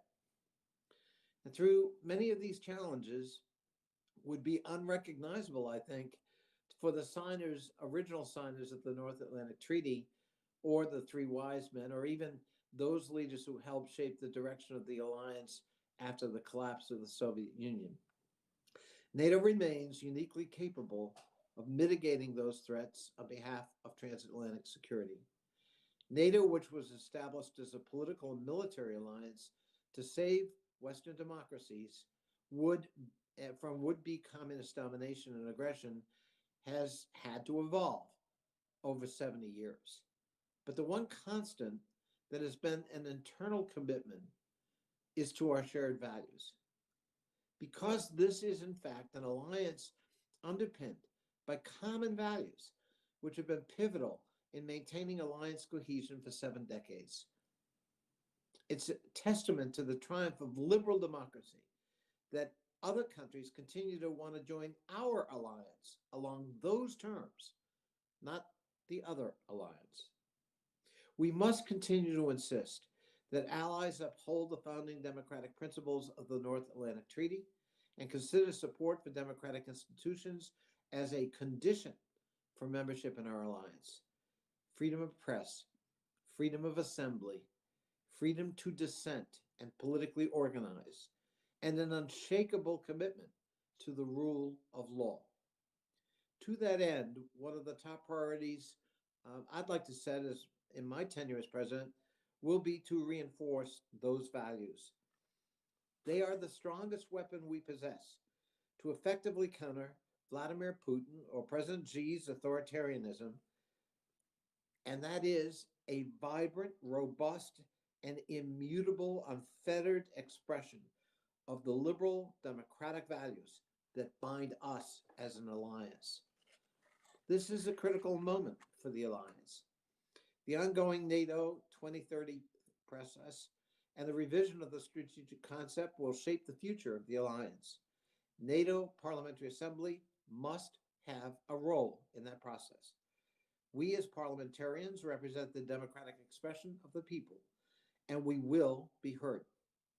You have my commitment that under our presidency, we will push open the doors that may have been closed to the Assembly in the past, and we will have a seat at the table. Finally, as an American, I want to address the role of the United States in NATO. I worked for Joe Biden for 10 years as a staff member of the Senate Foreign Relations Committee, of which he was a member and ultimately chairman. I've known him for 40 years. I know he embraces American leadership abroad. He supports the long-standing alliances that have kept us safe, especially NATO. He is a committed internationalist. He respects the values and bonds forged in blood that undergird those alliances, and he respects the partnerships we must have collectively to be effective. I'm confident that President-elect Biden will demonstrate an early and consistent commitment to the alliance, in particular, which came to the aid of the United States in one of our darkest moments, 9/11. In closing, I want to thank you, Attila, once more for your service and the NATO PA Secretariat for outstanding work during the most trying of circumstances, the pandemic. And I want to thank all of my colleagues for your support, your encouragement, and for trusting me with this position. The Assembly, I believe, is critical to the health of the alliance itself. Everyone here takes the time to participate in the NATO PA and make meaningful contributions that are not always appreciated or understood by our respective constituencies, especially when domestic challenges, understandably, can almost always seem more pressing or relevant back home. But it's your clarity about our critical mission of collective security and furthering our shared values that makes each of you a valued member of the Assembly. I look forward to working with you, each of you, as we forge our future together. Thank you. Thank you very much, Jerry, Mr. President. We are looking forward to work with you also, and I think you have a special mission now because the elections brought some changes in the United States. So you could be some kind of bridge how we can strengthen the transatlantic bond much more than in the last years. So I think it's a real important job that you just take responsibility for. So thank you very much. And now we would like to go on with our item. The next Mr. President, I'm sorry to interrupt. I think Dr. Lamas would like to take the floor again at this point. I haven't seen it. Sorry. Yes, please, Carl. Yes, congratulations, Jerry, for becoming our new president. I think I'm speaking for all of us, dear colleagues, when I say that we wish you all the best. We are looking forward to the next year, and I know that you will do a tremendous job even in these difficult circumstances of the pandemic. I'm convinced that having you, dear Jerry, as our president, a president from the United States, will deepen the transatlantic bond, which is especially important in these times. That is why we are grateful to have you, Jerry. You have a lot of experience in the political field, nationally and internationally. I'm convinced that we will all benefit from it, as we already have, looking at your recent report on China. And I also want to thank you, Attila, for your incredible service during these exceptional times. It was always a pleasure to work with you. It was not easy. It was not an easy term in the depths of the pandemic, but you did a great job of keeping our assembly together and giving the assembly a public face. Thank you, Attila, for doing this. And last but not least, I want to give my deepest and warmest gratitude to our wonderful Secretary General, to you, Ruxandra, and to our Deputy Secretary General, Hendrik, and everyone from your team. What you have done in these extraordinary times is just amazing. Thank you for your service. Thank you for your support and energy you put into making this annual session possible. Dear colleagues, the last year was different to what we are used to, and thank every one of you for still making the impossible possible. Thank you very much. Thank you very much, Carl, your nice words. And yes, sometimes it was really difficult, these extraordinary circumstances that we had to cope. But definitely, I think now we can declare that we fulfill this task. So thank you again for the staff and all the support I got from them, and of course from the vice presidents of the assembly, because when we shared our ideas and when we have discussions, I learned a lot, and it was a great help for me to get different approaches and opinions to have the right decisions. So thank you very much for my colleagues in the Bureau. And now we go to the... Actually, excuse me. Okay, Sorry, great. Mr. President. We also have Vice President Folio asking for the floor, and then we have one more request. Thank you. Sorry.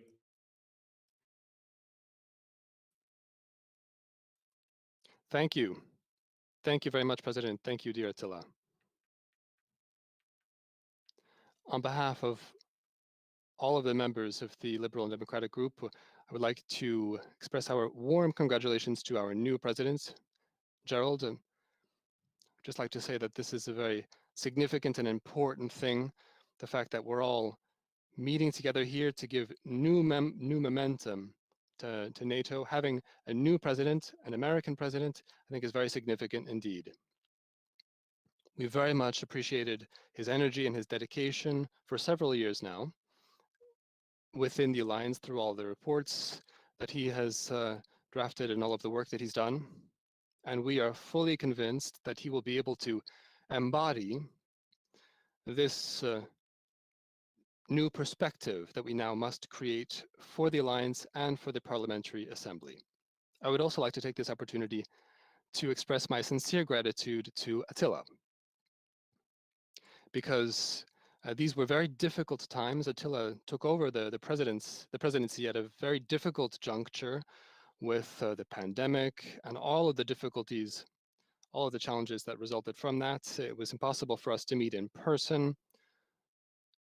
Attila, I think that you were able to carry off this very difficult task in a very convincing fashion.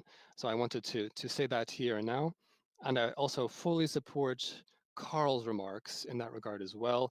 And of course, I would also like to thank Ruxandra very much, as well as the entire NPA Secretariat team, because that Secretariat is doing excellent work in conditions which are far from easy. So this virtual session, I think, has been able to occur and has been able to occur without too many problems because of all this excellent work.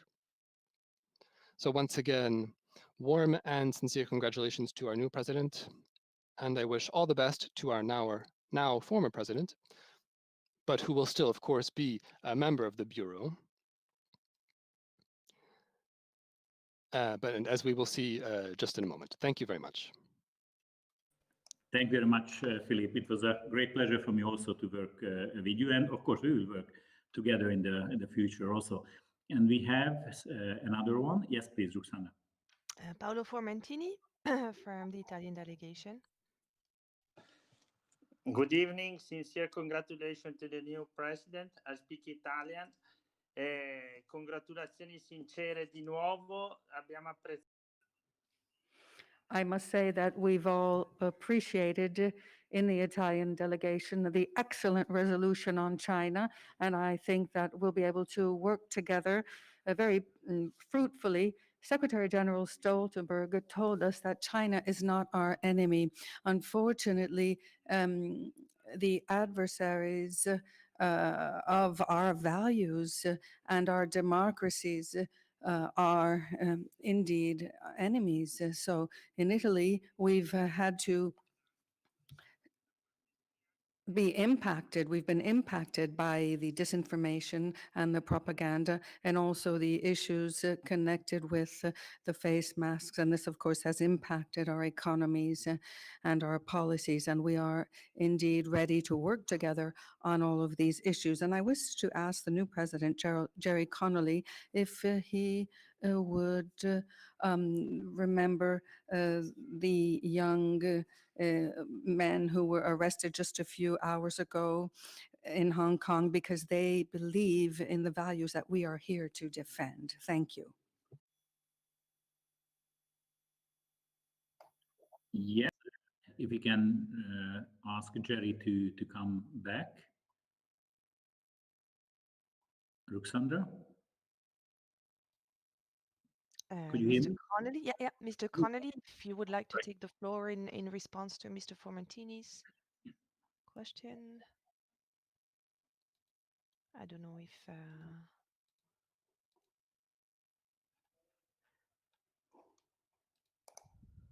Yeah, I think. Yeah, it's okay. Yes. Yes, thank you. I do agree. I think that what's transpiring in Hong Kong gives evidence to the need to be alert and vigilant to what China is doing. China may not be our enemy, but China is certainly not our friend when it comes to the propoundment of liberal democratic values. It is, as we speak, arresting young pro-democracy individuals in Hong Kong who are doing nothing other than simply expressing their democratic impulse, their desire for more freedom. And that is being suppressed collectively and personally by the Chinese Communist government in Hong Kong. And that, I think, gives prima facie evidence of the challenge we face. And we must push back, and we must defend democratic values, and we must speak out when the Chinese government suppresses them. Thank you. Thank you very much. And now, if there's no other request, no, it's okay. Then we go to the next order of the day, is the election of the Bureau of the Assembly. So now I would like to give the chair to Lord Campbell, hand over the presidium now, and I will ask him to request the floor. Mm-hmm. He's coming on screen right now. Ming, please. Thank you, Attila. I find myself with a temporary battlefield commission, having been charged with the responsibility of items 8 and 9 of the agenda. Let me, as the lawyers say, brevitatis causa, in the cause of brevity, associate myself with the tributes which, the generous and properly generous tributes which have been paid to you, Attila, and also to Jerry. I've come to regard you not just as good colleagues, but as good friends.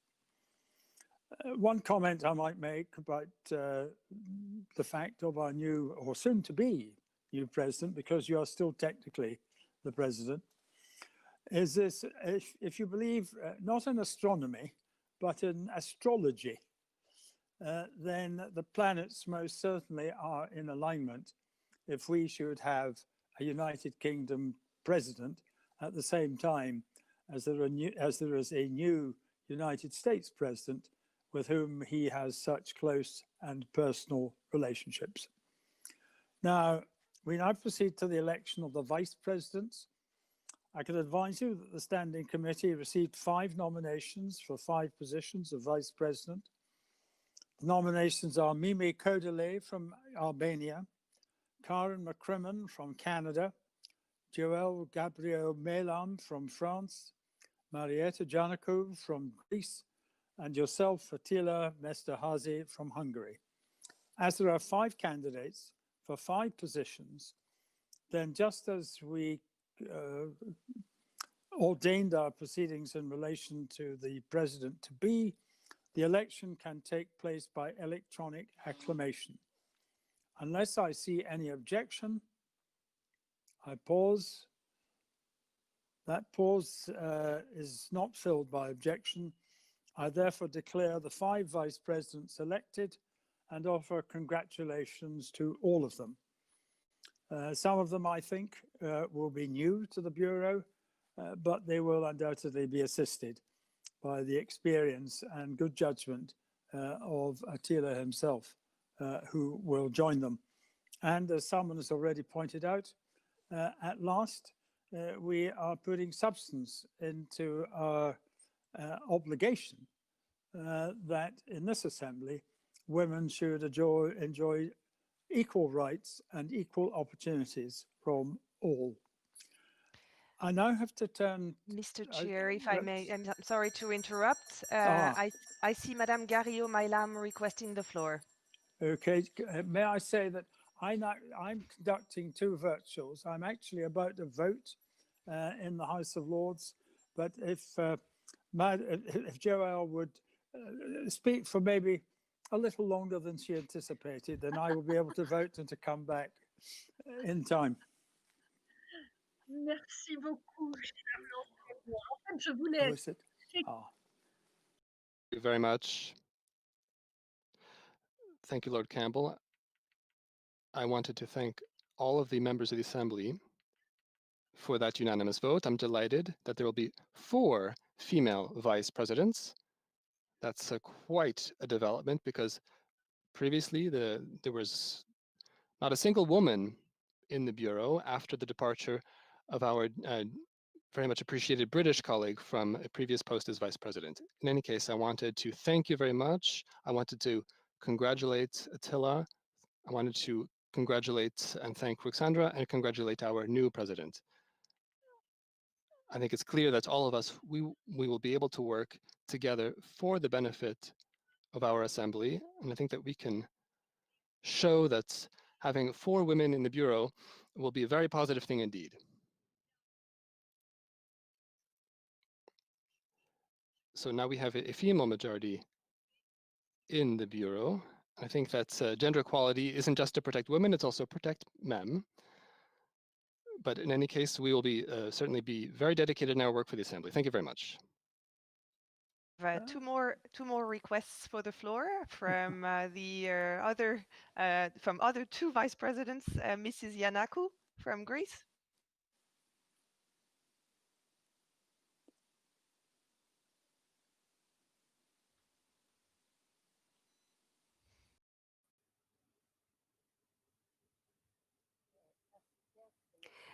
I'd like to congratulate you and warmly thank Attila for his excellent work, which is going to be continued from the vice president's position. I think that we are going all to collaborate on the basis of the general lines that the Secretary General pointed out, on the basis also of our ambition to create for 2030 an alliance that will be of a political character and a global character in nature. The fact that we have 4 women is a positive element, of course. It's not bad, but I think that we'll be working hard all together, men and women, seeking to attain the same goal. Thank you very much. And I think there's someone else you said, Roxandra. Absolutely. Incidentally, we've got a female Secretary General as well. We should note that. Yes, go on. Who else? We have Mimi Kodeli from Albania.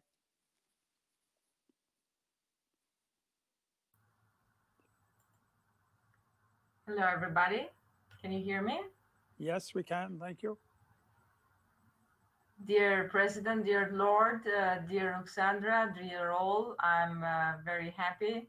I just want to thank everybody for the support.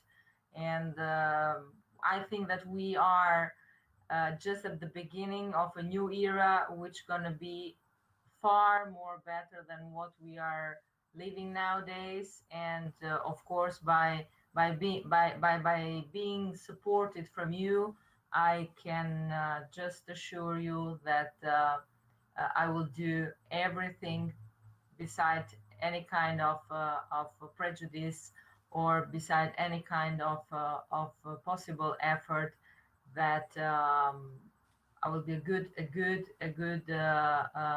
colleague of yours, because I really do believe that by doing so all together, we are going to protect our liberal democrat values, as the new President Gary Connolly said. This is the most powerful arm that we do have in our hands. Thank you again, all of you, from the bottom of my heart. Thanks. And one more, I believe, Roxandra, is that correct? No, we're good to go. Very good. Okay. Well, in that case, I declare the end of item 8 and move smoothly, I hope, on to item 9, which you know relates to the various presentations which are to be made. But the opening presentation, and this is why I've been asked to assume the chair temporarily, is to start with the draft declaration presented by our president on the issue of NATO 2030, an issue, of course, which was quite fully canvassed in the course of our exchanges with Mr. Stoltenberg, the Secretary General of the North Atlantic Treaty Organization. On that basis, I call upon Attila Mesterhazy to present the draft declaration. Thank you very much, Ming. Dear colleagues, as I mentioned earlier, NATO 2030 is a timely and important opportunity to outline a vision for NATO's future. And our Assembly is particularly well placed to help shape this vision and, more importantly, to help turn it into reality. The recommendations in the declaration aim to make the alliance more united politically, fit to tackle the threats of today and tomorrow, and more active in bolstering peace and stability globally. First, to strengthen unity, cohesion, and solidarity, we must dedicate ourselves to our shared values and recommit to address any differences between us. To do so, our government should consult more frequently and more often informally. The transatlantic bond remains the bedrock of our security, and we must deliver on the defense investment pledge and on the legitimate call for sharing the burdens and responsibilities for our security more fairly. Second, to ensure NATO continues to adapt to a rapidly evolving security environment, allied governments should adopt a new strategic concept, taking stock of the major geostrategic shifts in the past 10 years. NATO must continue to counter Russia's aggressive policies and actions by keeping channels of communications open. Allies should embrace a clear-eyed shared response to China's rise and global ambitions. And NATO must respond at 360 degrees in all domains of conflicts and to the whole range of other challenges. This includes the persistent terrorist threat, instability in our neighborhood, hybrid and cyber threats and disinformation, the proliferation of advanced military technology, emerging and disruptive technologies, and climate change. We must also learn the lesson from this pandemic, particularly in terms of resilience. Third, and finally, to ensure NATO plays its part in supporting global peace and stability, the Alliance should step up efforts to defend the rules-based international order and work hand in hand with partners around the world, from Europe to Asia. To be successful, NATO 2030 must engage all publics. This is an opportunity to explain and to build support for NATO, particularly among the younger generation. Here again, this Assembly has a critical role to play. I therefore hope that you will be able to support this draft declaration and thereby ensure that we can help shape the future of our unique and indispensable alliance. Before closing, let me mention one small change I would like to propose. During the amendment process in the Standing Committee, we inserted the new paragraph 9.2b, and now I would like to propose to make this 9.2c instead of the 9.2b. This way we make the general point on collective defense before we discuss nuclear deterrence. I hope this will be acceptable to everyone. Thank you very much. Thank you.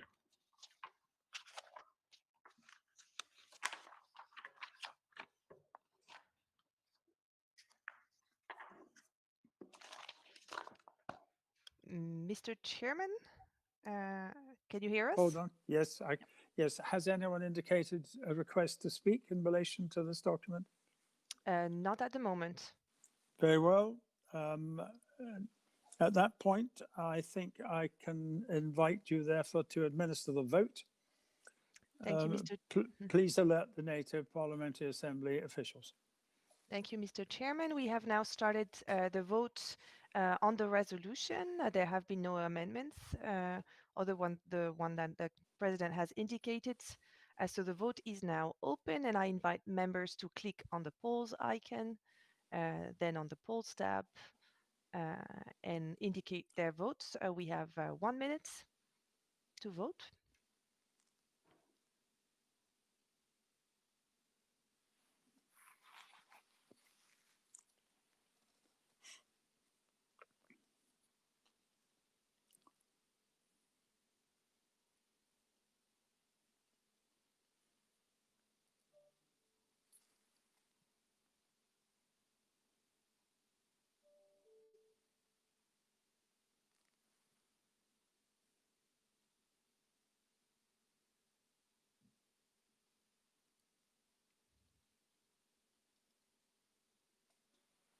And we have reached I think the minute is complete. Yeah. Indeed, Mr. Chairman. So I will ask my colleagues to close the poll. And I can report that the draft declaration has been adopted with 80 votes in favor, 1 vote against, and 1 abstention. Thank you. I therefore declare that vote carried. And on that basis, therefore, I give up my moment in the sun and return responsibility for these events to the still President, Attil Mesterhazy. Thank you very much. And now let's get back debates on committee resolutions. We agreed about these by the committees of the Assembly. There are 5 texts in total, and I can already announce that no amendments have been tabled to any of them, so it could be the procedure very smooth. The first one is the Committee on the Civil Dimension of Security, furthering the implementation of UNSCR Resolution 1325 and the Women, Peace and Security Agenda. We shall now start with the draft resolution from the Committee on the Civil Dimension of Security. And I call Ulla Schmidt, the General Rapporteur of the Committee, to present the draft resolution. Ulla, please. Yeah. Yeah. Thank you. Thank you, Herr Präsident. Thank you, Mr. President. I'll be speaking German. Mr. President, ladies and gentlemen, on the 31st of October, the world celebrated the 20th anniversary of the adoption of Resolution 1325 on women, peace and security.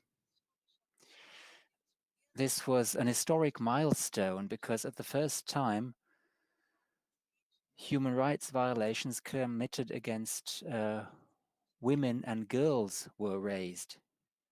And it was also pointed out for the first time what an important role women play as active change agents when it comes to preserving peace and security.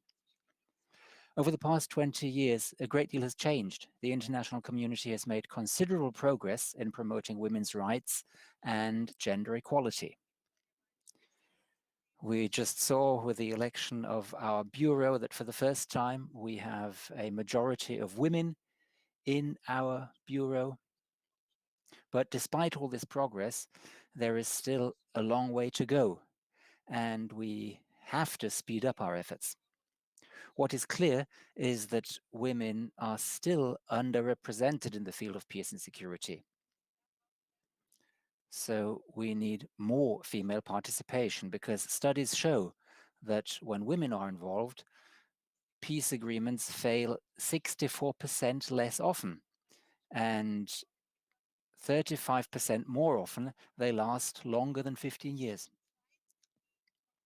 Secondly, conflict-related sexual violence is still widespread worldwide, violence against women. Women are still disproportionately affected by the unrest and upheaval caused by conflicts. They suffer from displacement, from limited access to public space services, from insecure livelihoods and domestic violence. So, ladies and gentlemen, promoting the agenda for peace and women and security is not only a question of fairness, it is important because this agenda benefits all of us. It benefits women and men by making our world more stable and safer. And that is why we are presenting this resolution to you today.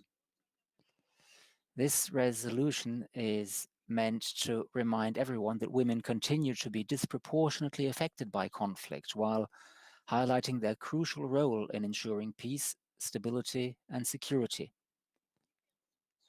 With this resolution, we call on the governments and parliaments of the member countries, as well as the NATO institutions, to take concrete steps to fully implement the Women, Peace and Security agenda.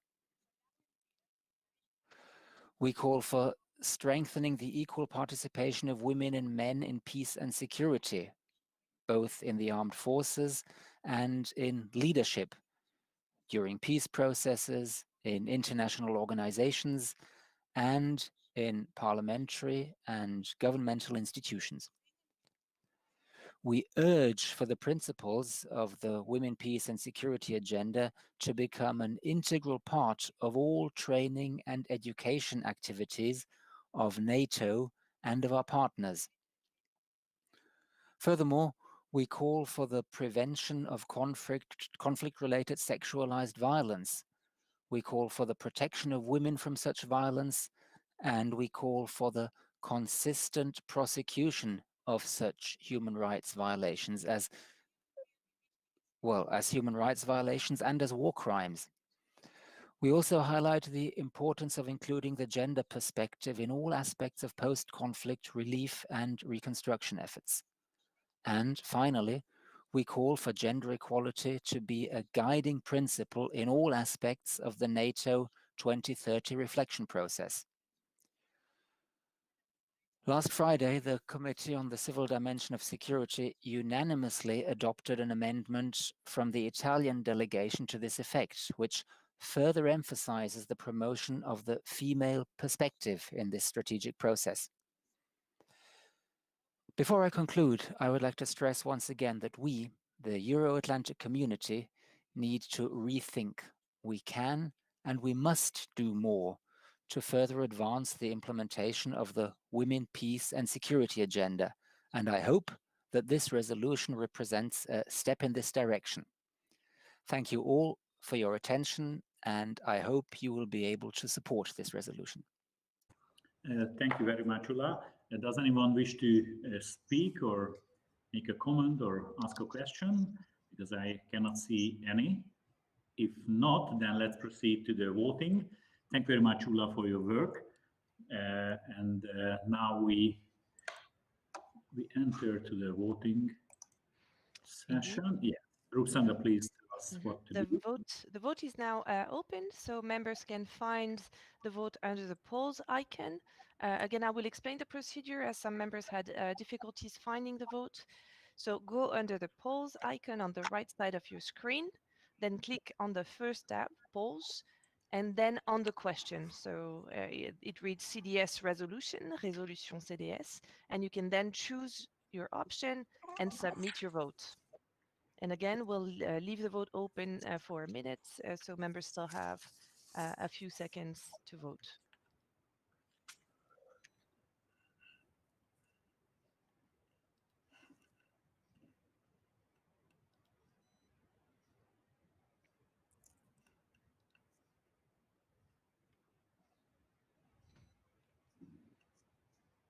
Okay, we've now reached the minutes, so I will ask my colleagues to close the vote. And I'm glad to report the resolution was adopted with 83 votes in favor, 2 votes against, and 2 abstentions. Thank you very much. Thanks. Thank you. And now we move on to the defense and yeah. Mr. President, I see a request from Mr. Manushev from Bulgaria. So I don't know if it's on this resolution or on the next one. Should we accept Mr. Manushev? Well, actually, I haven't seen on the request list. He's now, I think, he's disappeared. Yeah, he's disappeared. Yeah. So that's why I also say thank you very much, Ulla. The resolution is adopted. And now move on. Defense and Security Committee supporting NATO's post-INF treaty defense and deterrence posture. So I call Cédric Perrin, General Rapporteur of the committee, to present the draft resolution. Cédric, yeah, request the floor.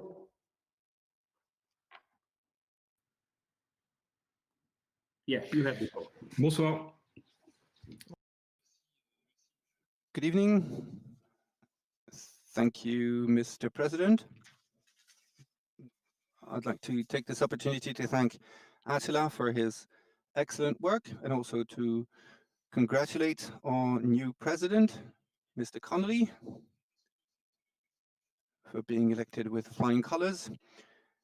In introducing this resolution, I wish to first of all say thank you for giving me the opportunity to introduce the 2020 resolution of our committee.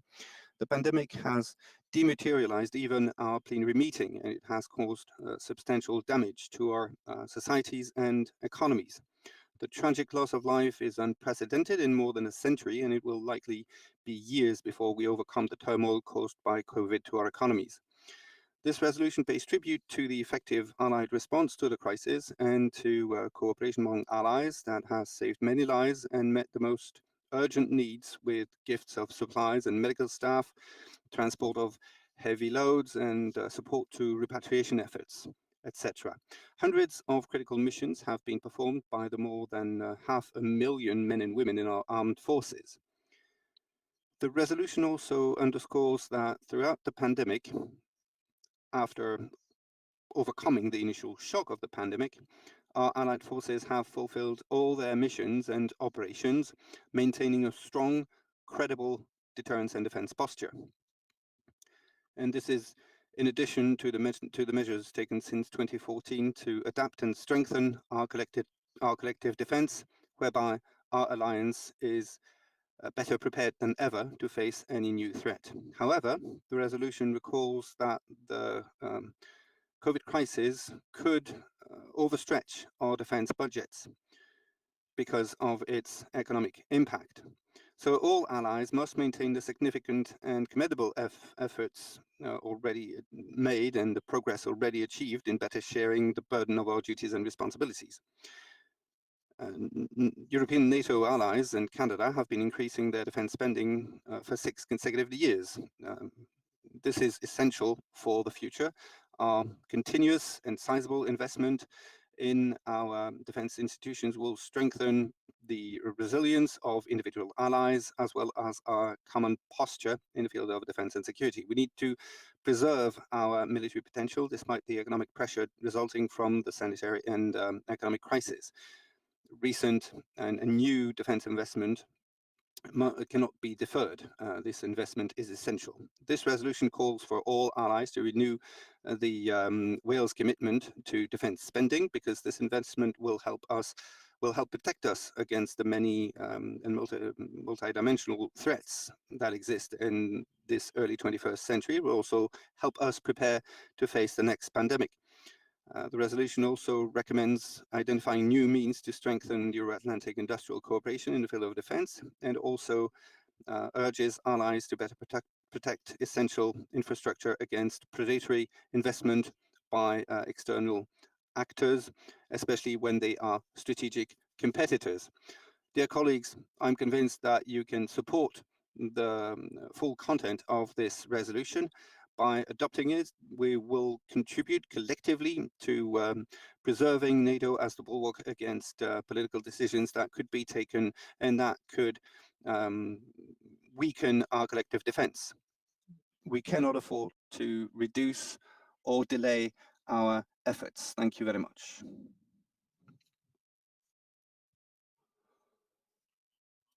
Is there anyone who would like to speak, ask questions, comments? I cannot see any, so now we can proceed to vote. I ask Sandra to administer the voting. Yes, so we have launched the poll now in the poll icon on the right side of your screen.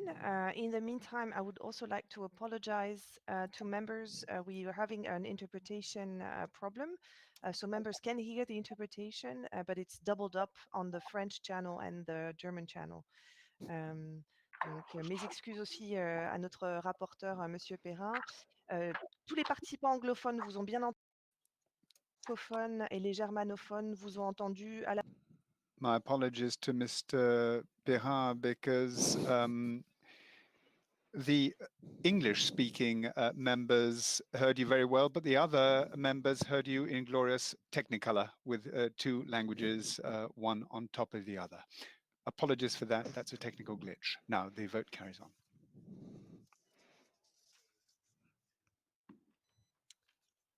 And I will now ask my colleagues to close the vote on this resolution.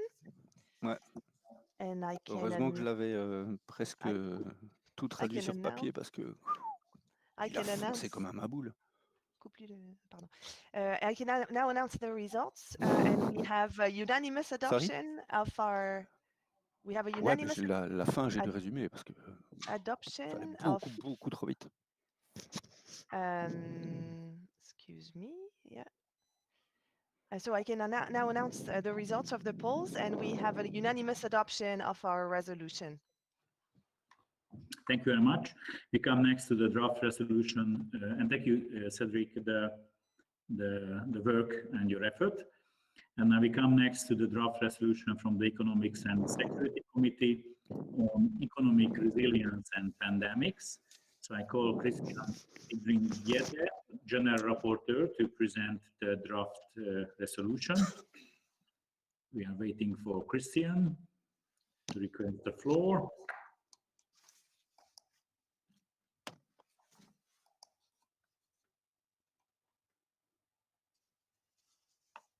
Yeah, perfect. Can you hear me now? Yeah. Okay. Thank you, Mr. President. I would first like to thank my colleagues on the Economics and Security Committee for their excellent input, both to our report and the resolution. The resolution before you is based on a committee report that explores the key economic impacts of the Corona-19 epidemic. The medical and economic consequences of this crisis have consumed our governments and parliaments over the past year. We are obviously still confronting terrible difficulties, although we know at least have the promise of new vaccines on the horizon. The first part of our resolution outlines the critical economic, social, and public health challenges we face because of COVID-19. Economics correctly understand this crisis as, in part, a major economic shock. The resolution notes that the very measures we have undertaken to fight the pandemic, including quarantines, restaurant closure, and travel restrictions, undermine economic growth. But if disease overwhelms our societies, the costs can be even greater. Governments and parliaments have to strike a balance between protecting public health and maintaining social and economic life. And this balance, of course, can shift over time. Our economic plight is made all the worse because all of our economies are slowing at once.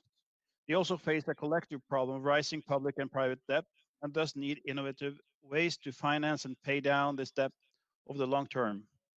Developing countries confront even greater challenges. In addition to lockdowns and falling demand, they have undergone a flight of capital to so-called safe havens in the West. Many have turned to the IMF and development banks for emergency support.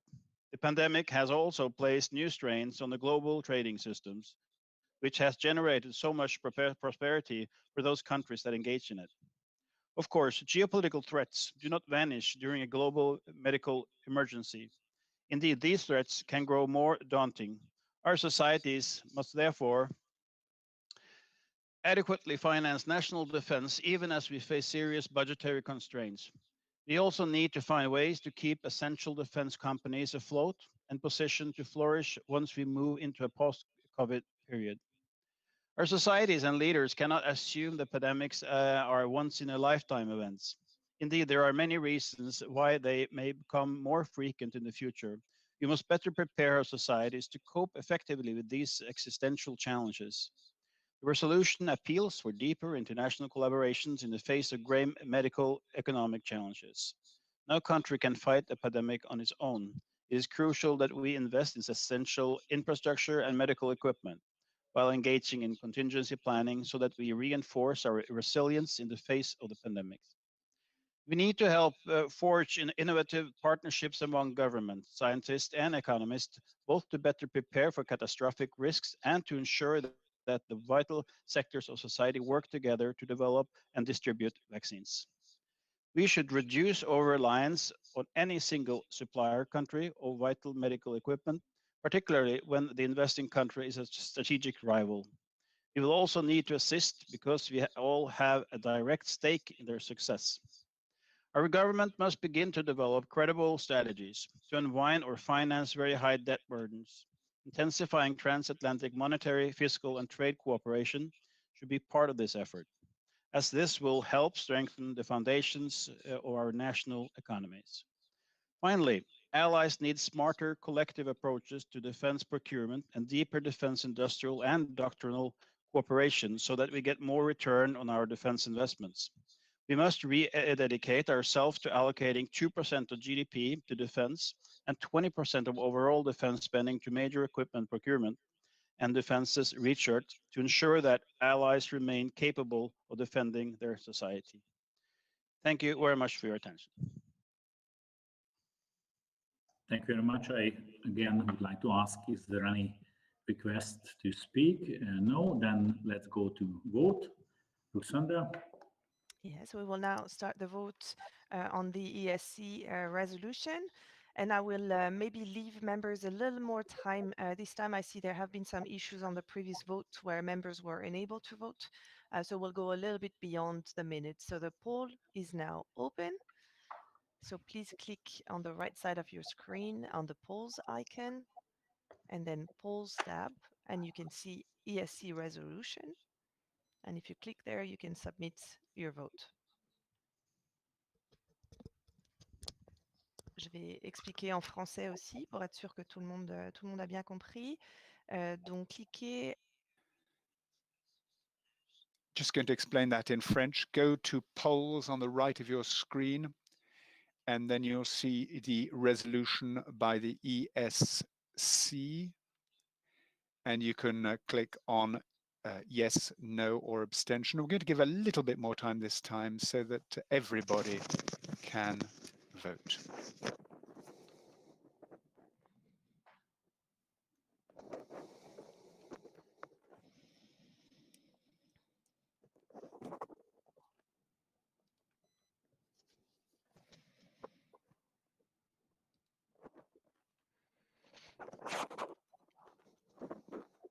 Okay, so I think we can now close the poll. Mr. President, I am happy to report that the resolution was adopted with 86 votes in favor and 1 abstention. And I see Madame Garriot-Mailam asking for the floor. Yes, please.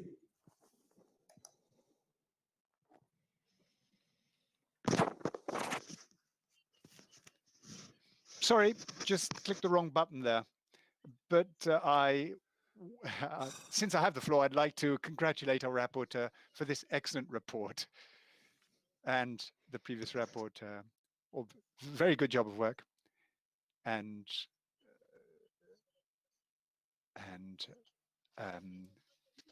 Anyway, congratulations to everybody for this excellent job of work. Given that the challenges are not yesterday's challenges, they will be with us for tomorrow as well. And sorry again. For the floor, if you would like to take them, Jerry Connolly. Yes.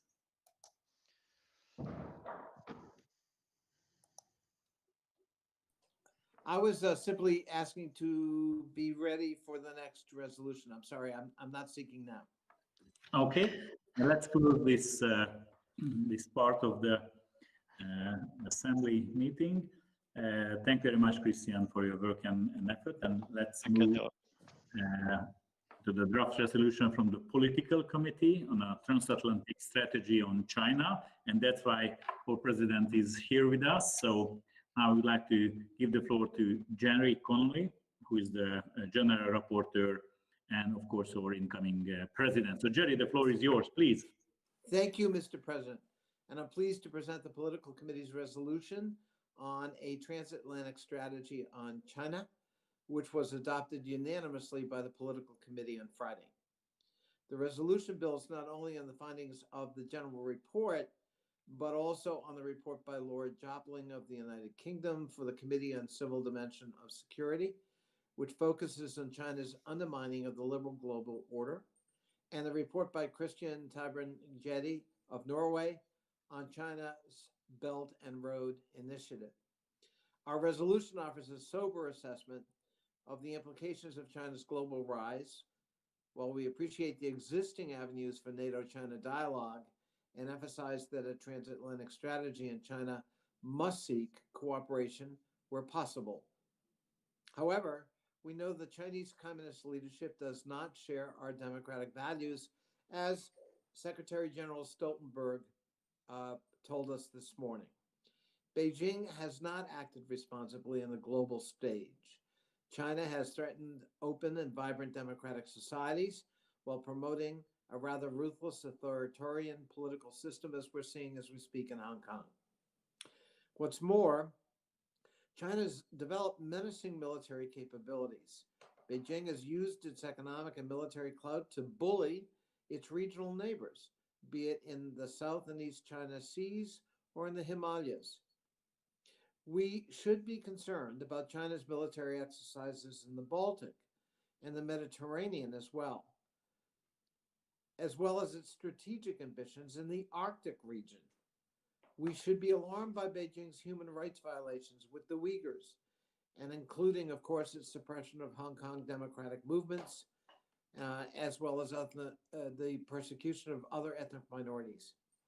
With this in mind, our resolution urges allied governments and NATO itself to consider a number of practical steps, including enhancing information sharing on China, the revision of our defense planning, training and capability and development plans, the establishment of a NATO Center of Excellence on the Indo-Pacific, and the upgrade of partnerships with like-minded nations in Asia and the Pacific.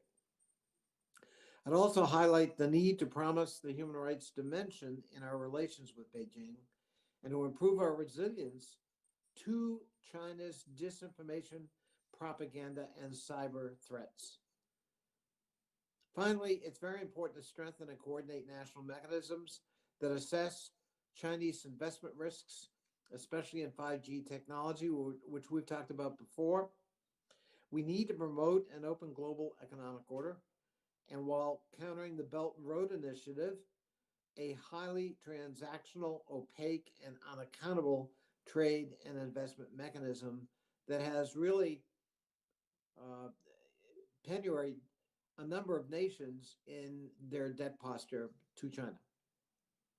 The question for us as an alliance is this: are we to step aside and ignore China's growing power and potential threat to our democratic values and communities, or are we going to step up and assert ourselves to respond to and protect ourselves against Beijing's encroachments where important? NATO should do more than merely take note of China's multifaceted rise. NATO must develop the capabilities needed to monitor, engage, and when necessary, counter China, as the Secretary General told us this morning. With the London Declaration, China is on our agenda. Now we need to act. I want to thank everybody for their attention and urge support for this important resolution. Thank you. Thank you, Mr. President. And now there's one request from Lord Jopling. So the floor is yours. Yes. Thank you. Can I first add to what a whole lot of other people have said about Jerry's accession to the presidency? We have sat in the same corner of the room now for many, many years, and I'm delighted that his assiduous approach to the affairs of the Assembly have been suitably recognized in him attaining the presidency. He was kind enough in his remarks just now to refer to the report on China, which I had the honor of presenting to the Committee on the Civilian Aspects of Security. And I think these two reports do fit in together very well. Particularly was pleased to hear again the suggestions which Jerry's report makes. I think together they really are a great success in expressing the firm but conciliatory approach which we should have to China at this time. Thank you very much. Thank you very much. Jerry, would you like to respond?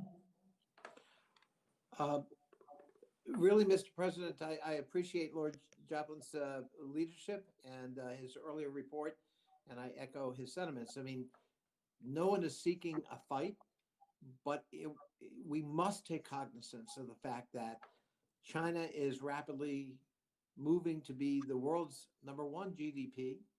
China is developing a military capability that can project its power and influence far beyond the South China Sea.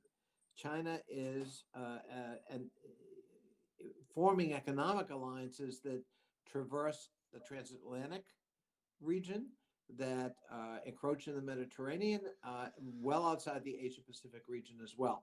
So we need to develop strategies for how to counter China's influence where it's inimical, where it is clearly opposite our democratic liberal values as an alliance. And it most certainly is opposite of those values. So we can't continue to ignore China. I mean, China wasn't even mentioned in NATO documents until a few years ago, as if it didn't exist. Well, now it is clearly on the world stage as a very substantial world power. And it behooves NATO to take cognizance of that and organize itself to be able to meet challenges in the future. Thank you very much, Jerry. And now let's go to vote. Roxana? Yes, Mr. President, we are now starting the poll on the resolution of the political committee. So members can now vote. The poll is open.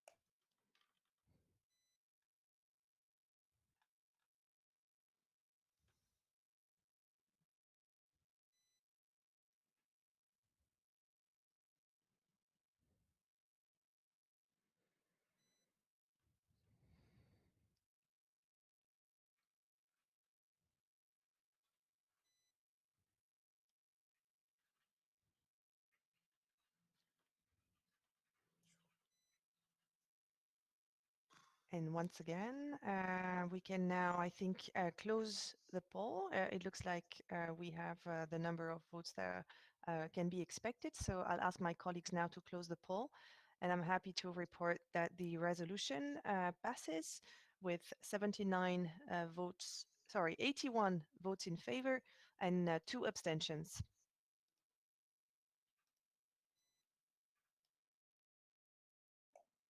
Thank you very much, Jerry. It was an excellent report and very important one. And now we move to the next draft resolution from the Science and Technology Committee on Defense Innovation. And I would like to call Leona Aleshlev, Special Rapporteur, to present the draft resolution. Leona, please. Perfect. Well, good morning, everyone. I have the pleasure of presenting the resolution on defense innovation that was discussed and accepted by the Science and Technology Committee on Saturday. The resolution emphasizes that defense innovation must remain a top priority for NATO.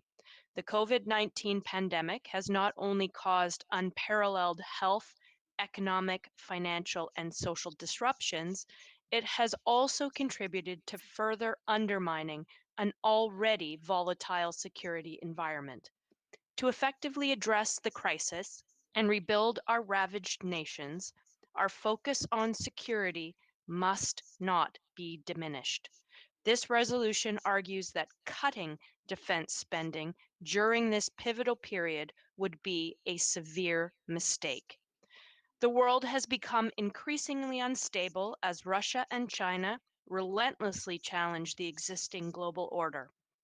This insecurity is compounded by the proliferation of asymmetric threats, terrorism, cyber warfare, and disinformation. Yet NATO's technological edge is rapidly eroding. Peer competitors are catching up, and the easy availability of commercial and dual-use technologies allows malignant state and non-state actors to weaponize them. Today's innovation landscape is highly dynamic and very different from when the alliance was founded. The private sector is an important driver for innovation, and governments need to improve collaboration with non-traditional defense firms.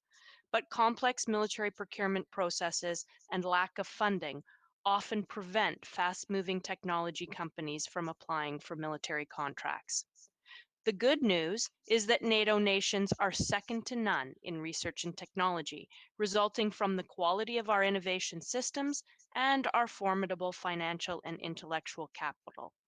We simply need new and better ways to leverage the creative potential of our research institutes, technology companies, and scientists. The resolution makes the following recommendations.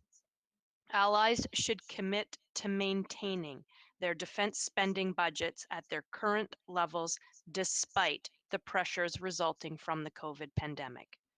Allies should rededicate themselves to allocating 2% of GDP to defense and develop post-COVID-19 recovery plans that reinforce their commitment to defense innovation.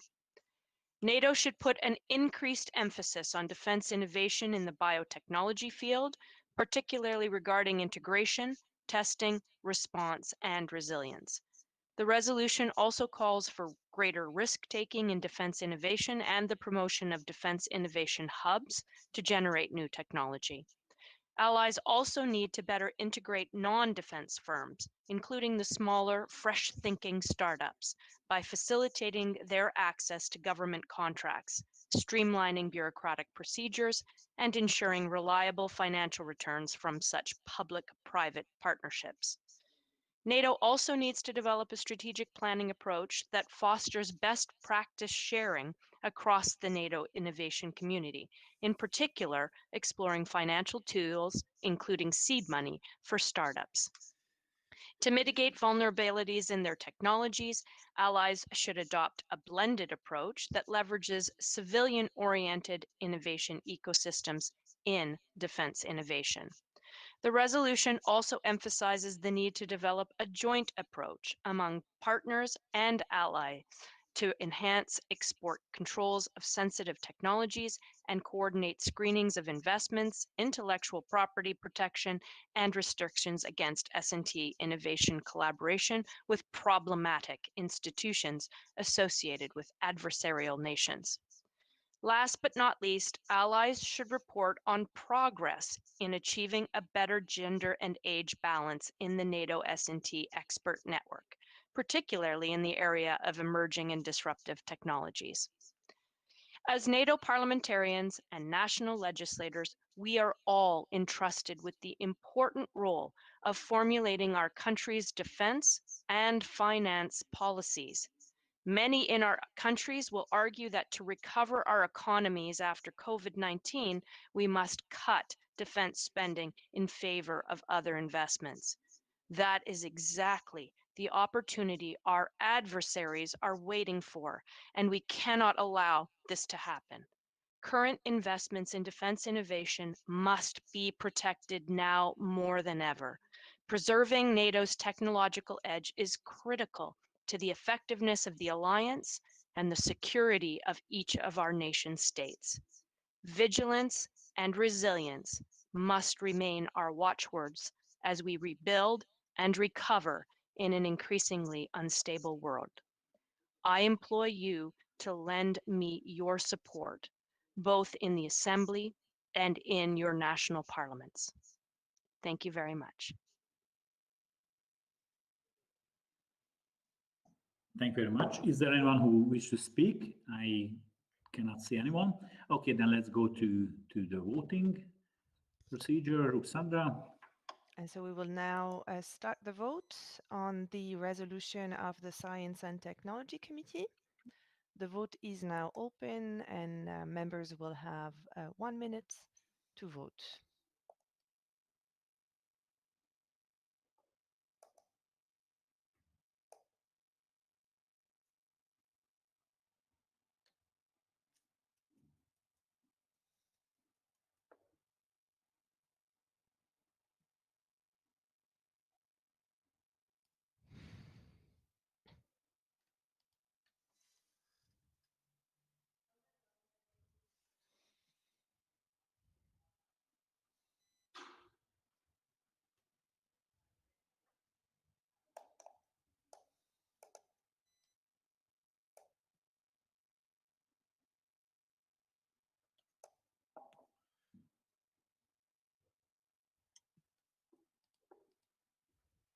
A few more seconds and then we'll be able to proceed.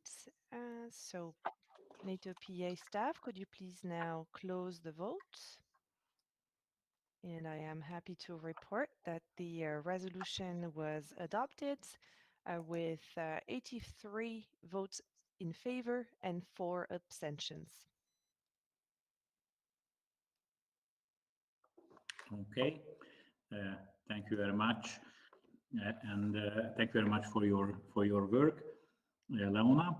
And now we reached our next business. Today concerns the finances of the Assembly. I call our treasurer, Wolfgang Helmich, to first introduce the financial documents relating to our 2019 finances. So the floor is yours, Wolfgang, if we can bring you up to the screen. Yes, perfect. Thank you, Mr. President. Dear friends and colleagues, the 2019 financial statements. One moment, please. The 2019 financial statements would have normally been presented at the plenary sitting in Kiev last May, but as you know, the meeting was cancelled, therefore I'm presenting them now. As usual, our financial statements were audited by the International Board of Auditors for NATO, which issued an unqualified opinion that is they approved them without reservation.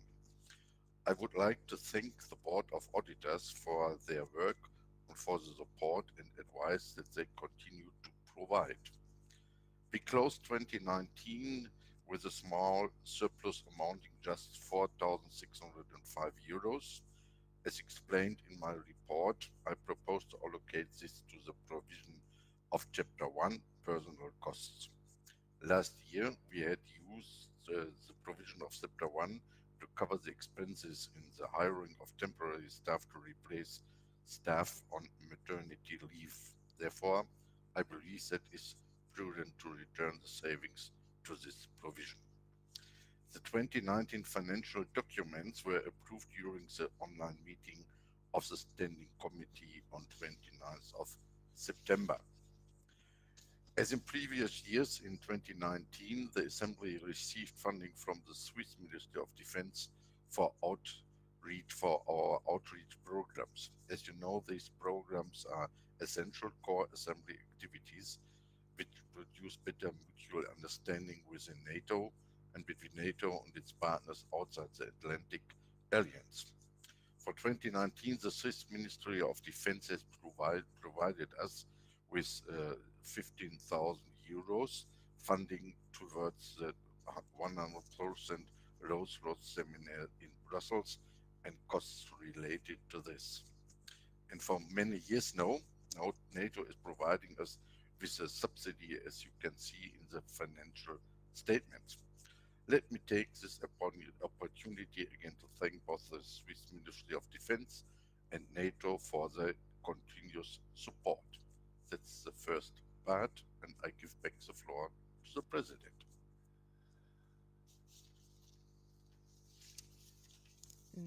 Mr. President. Yes, I'm here. Thank you very much, Wolfgang. Now I would like to ask our colleagues that is there anyone who would like to speak, request? No, I haven't seen anyone, so let's go to vote. Luxandra, please. Yes, so we will now open the vote on the 2019 financial statements as explained by our treasurer. So NATO PA staff, please bring the vote up. So again, we are voting on the 2019 financial statements and the vote is now open and I will keep it open for a minute.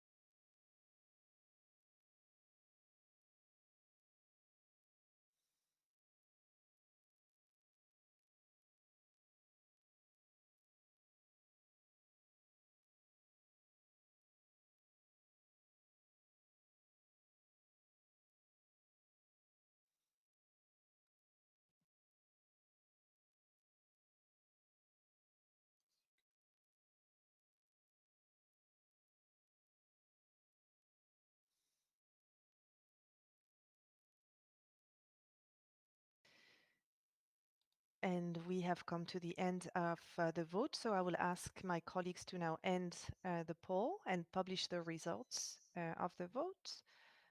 And I can announce that the financial statements for 2019 have been adopted with 78 votes in favor and 5 abstentions.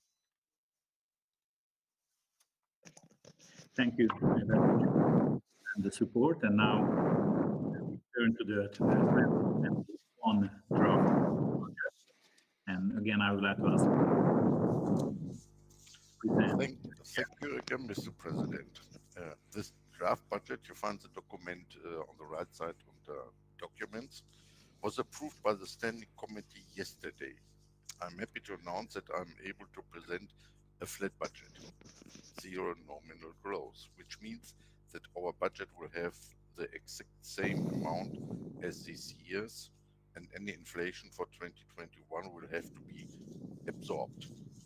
Of course, the ongoing COVID-19 pandemic means that our work programs for 2021 remains very uncertain. But as treasurer, it is my duty to plan for success and to ensure that we have the resources we need to meet our political objectives and prepare for future contingencies. This is what this draft budget does. Finally, this draft budget will also be the first assembly budget to be divided amongst the now 30 members countries, and the national contributions will be based on the new NATO civil budget key for 2021 to 2024. And I hope that the Assembly will adopt this draft budget. And Mr. President, I give the floor to you back.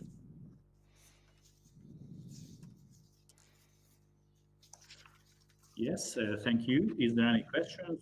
No, I don't see any questions. Let's go to vote. Alexandra.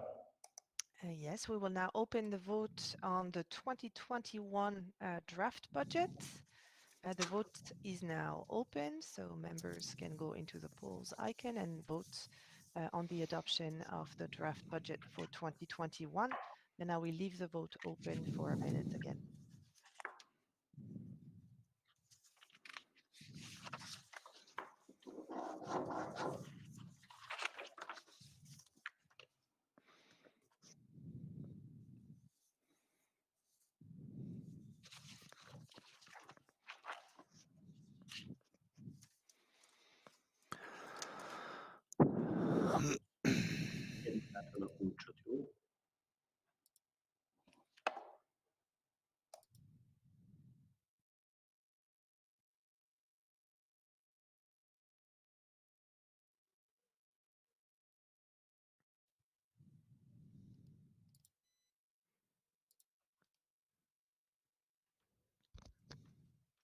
And so we have now come to the end of the vote, and I will ask my colleagues to now close the vote and publish the results.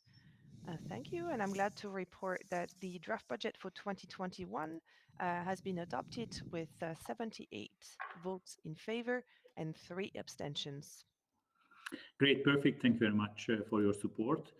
And thank you very much, Wolfgang, because he's always very accurate and precise. So this work is indispensable.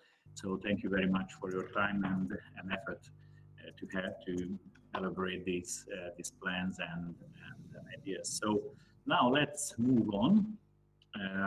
Dear colleagues, before we conclude, I would like to give the floor to Karin Enström, head of the Swedish delegation, who will give a brief presentation in the spring session in Stockholm in May 2021. So I would like to ask Karin to request the floor. Mr. President, I believe Mrs. Elstrom had to leave, so Mr. Forslund, the deputy head of the delegation, I think is with us. Then so if you would like to request the floor, Mr. Here, Forslund. then please request the floor and we can listen to you. We don't see the request yet. If Mr. Forslund, if you are with us, if you could please request the floor.